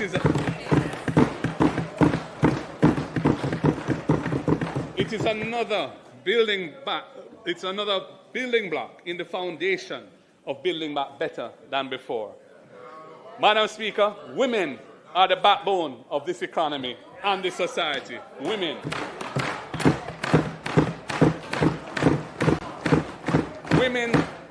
Women run our markets. Women create new businesses as entrepreneurs, including in agriculture. They staff our hospitals. They lead our classrooms. They shape businesses and corporations. They basically are the majority in the judiciary, in the civil service. They hold families together. Our women are real superstars. Yet the data shows starkly that systems and structures of our society are failing women in several respects. 1 in 4 women will experience interpartner violence in their lifetime. 1 in 4. Women earn less than men for equivalent work. They are overrepresented in informal employment without access to pensions, health insurance, or housing loans. They bear the primary burden of unpaid care work in the home, and that limits their ability to participate fully in the economy. And when disaster strikes, as it did with Hurricane Melissa, women and girls are disproportionately affected, facing increased risks of violence, displacement, and economic insecurity. I want to say, what are you doing about this? Concrete, measurable action is needed. We would tackle gender-based violence as the national emergency it is. We would launch a national mobile app for the immediate reporting of gender-based violence, integrated with emergency services and local shelters. We would establish special victim support centres, as I've said, in every parish, providing safe havens. You see me? Me love my food, and my ketchup run the flavour in so many ways. Miss Power, I want to turn up your food, sir. My secret ingredients, just tomato ketchup, run the flavor. Richer, thicker, and more affordable. You have a ketchup. We would strengthen the economic empowerment of women. Our 3-year tax holiday would help women-owned enterprises to step out of the shadows and into the formal economy, earmarking 15% of government contracts for MSMEs would create new opportunities for women entrepreneurs. Our Clean Slate program for giving interest and penalties on debts owed to government will disproportionately benefit women, as they are overrepresented among micro entrepreneurs and informal workers. And our policy to remove tax from overtime pay for persons earning up to $6 million a year would put more money in the pockets of working women. Our policies on ending the abuse of short-term contracts at the workplace and the establishment of joint industrial councils in sectors where union representation is low, such as tourism and retail and security, would benefit women who are predominant in those sectors. We would seek to enhance women's participation in political life. For the first time, over 30% of our candidates in the last general election were women. We will work with all political parties, civil society, the Electoral Commission to explore mechanisms for increasing women's representation in national and local government. Madam Speaker, these measures are part of a comprehensive approach to gender justice that recognizes that when women rise, Jamaica rises. When women are safe, families are safe. When women earn, communities prosper. When women lead, governments and governance improves. Because building back better than before means building back fairer, building back with justice, building back so that every Jamaican, regardless of gender, can live in dignity, security, and hope, there must be an activist policy in this area. That is our commitment, and we are assured that it would mean building back better than before.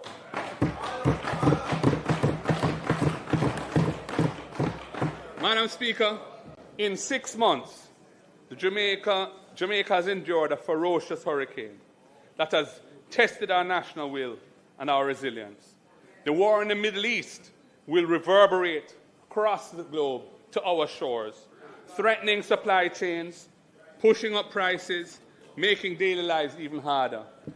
The coming months and the coming years will require many decisions that will test our judgment. This is not the time for lazy thinking, for complacency in how the country is governed. As we have shown in this budget debate, there is a better way that things can be done, from the design of the budget itself to the prioritization of things that can make Jamaica stronger and make life better for our people.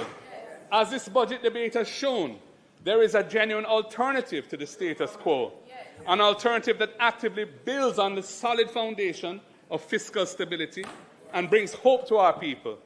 Jamaica's economy does not need to just drift slowly along as the dreams of our people take them overseas. Now is the time to build back better. It is not just a slogan.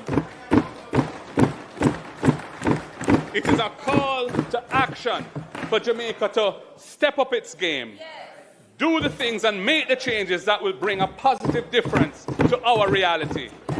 We have put in the time and effort to show that there's a better way forward for Jamaica. We are ready to confront and overcome the challenges and deliver strong and inclusive national development. Yes, it is possible to build a Jamaica where every child can learn, where workers earn value for their effort, where businesses can grow, where each family can own a home, and where every citizen can live with dignity.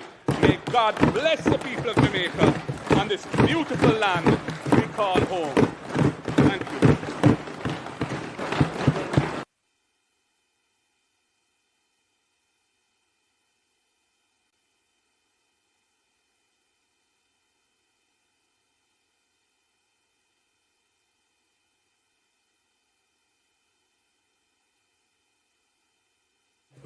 House Leader. Madam Speaker, we thank the Leader of the Opposition for his presentation. We will return to the House on Thursday, when we will be addressed in the budget debate by the Prime Minister of Jamaica.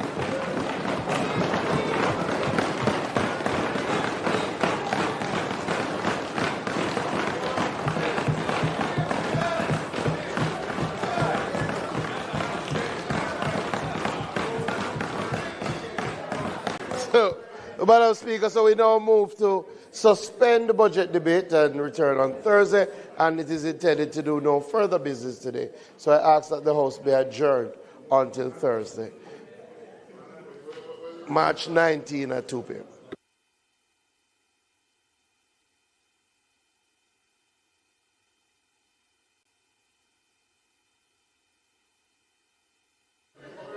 As indicated by the House Leader, the request is that we suspend the debate until Thursday, March 19. Those in favour?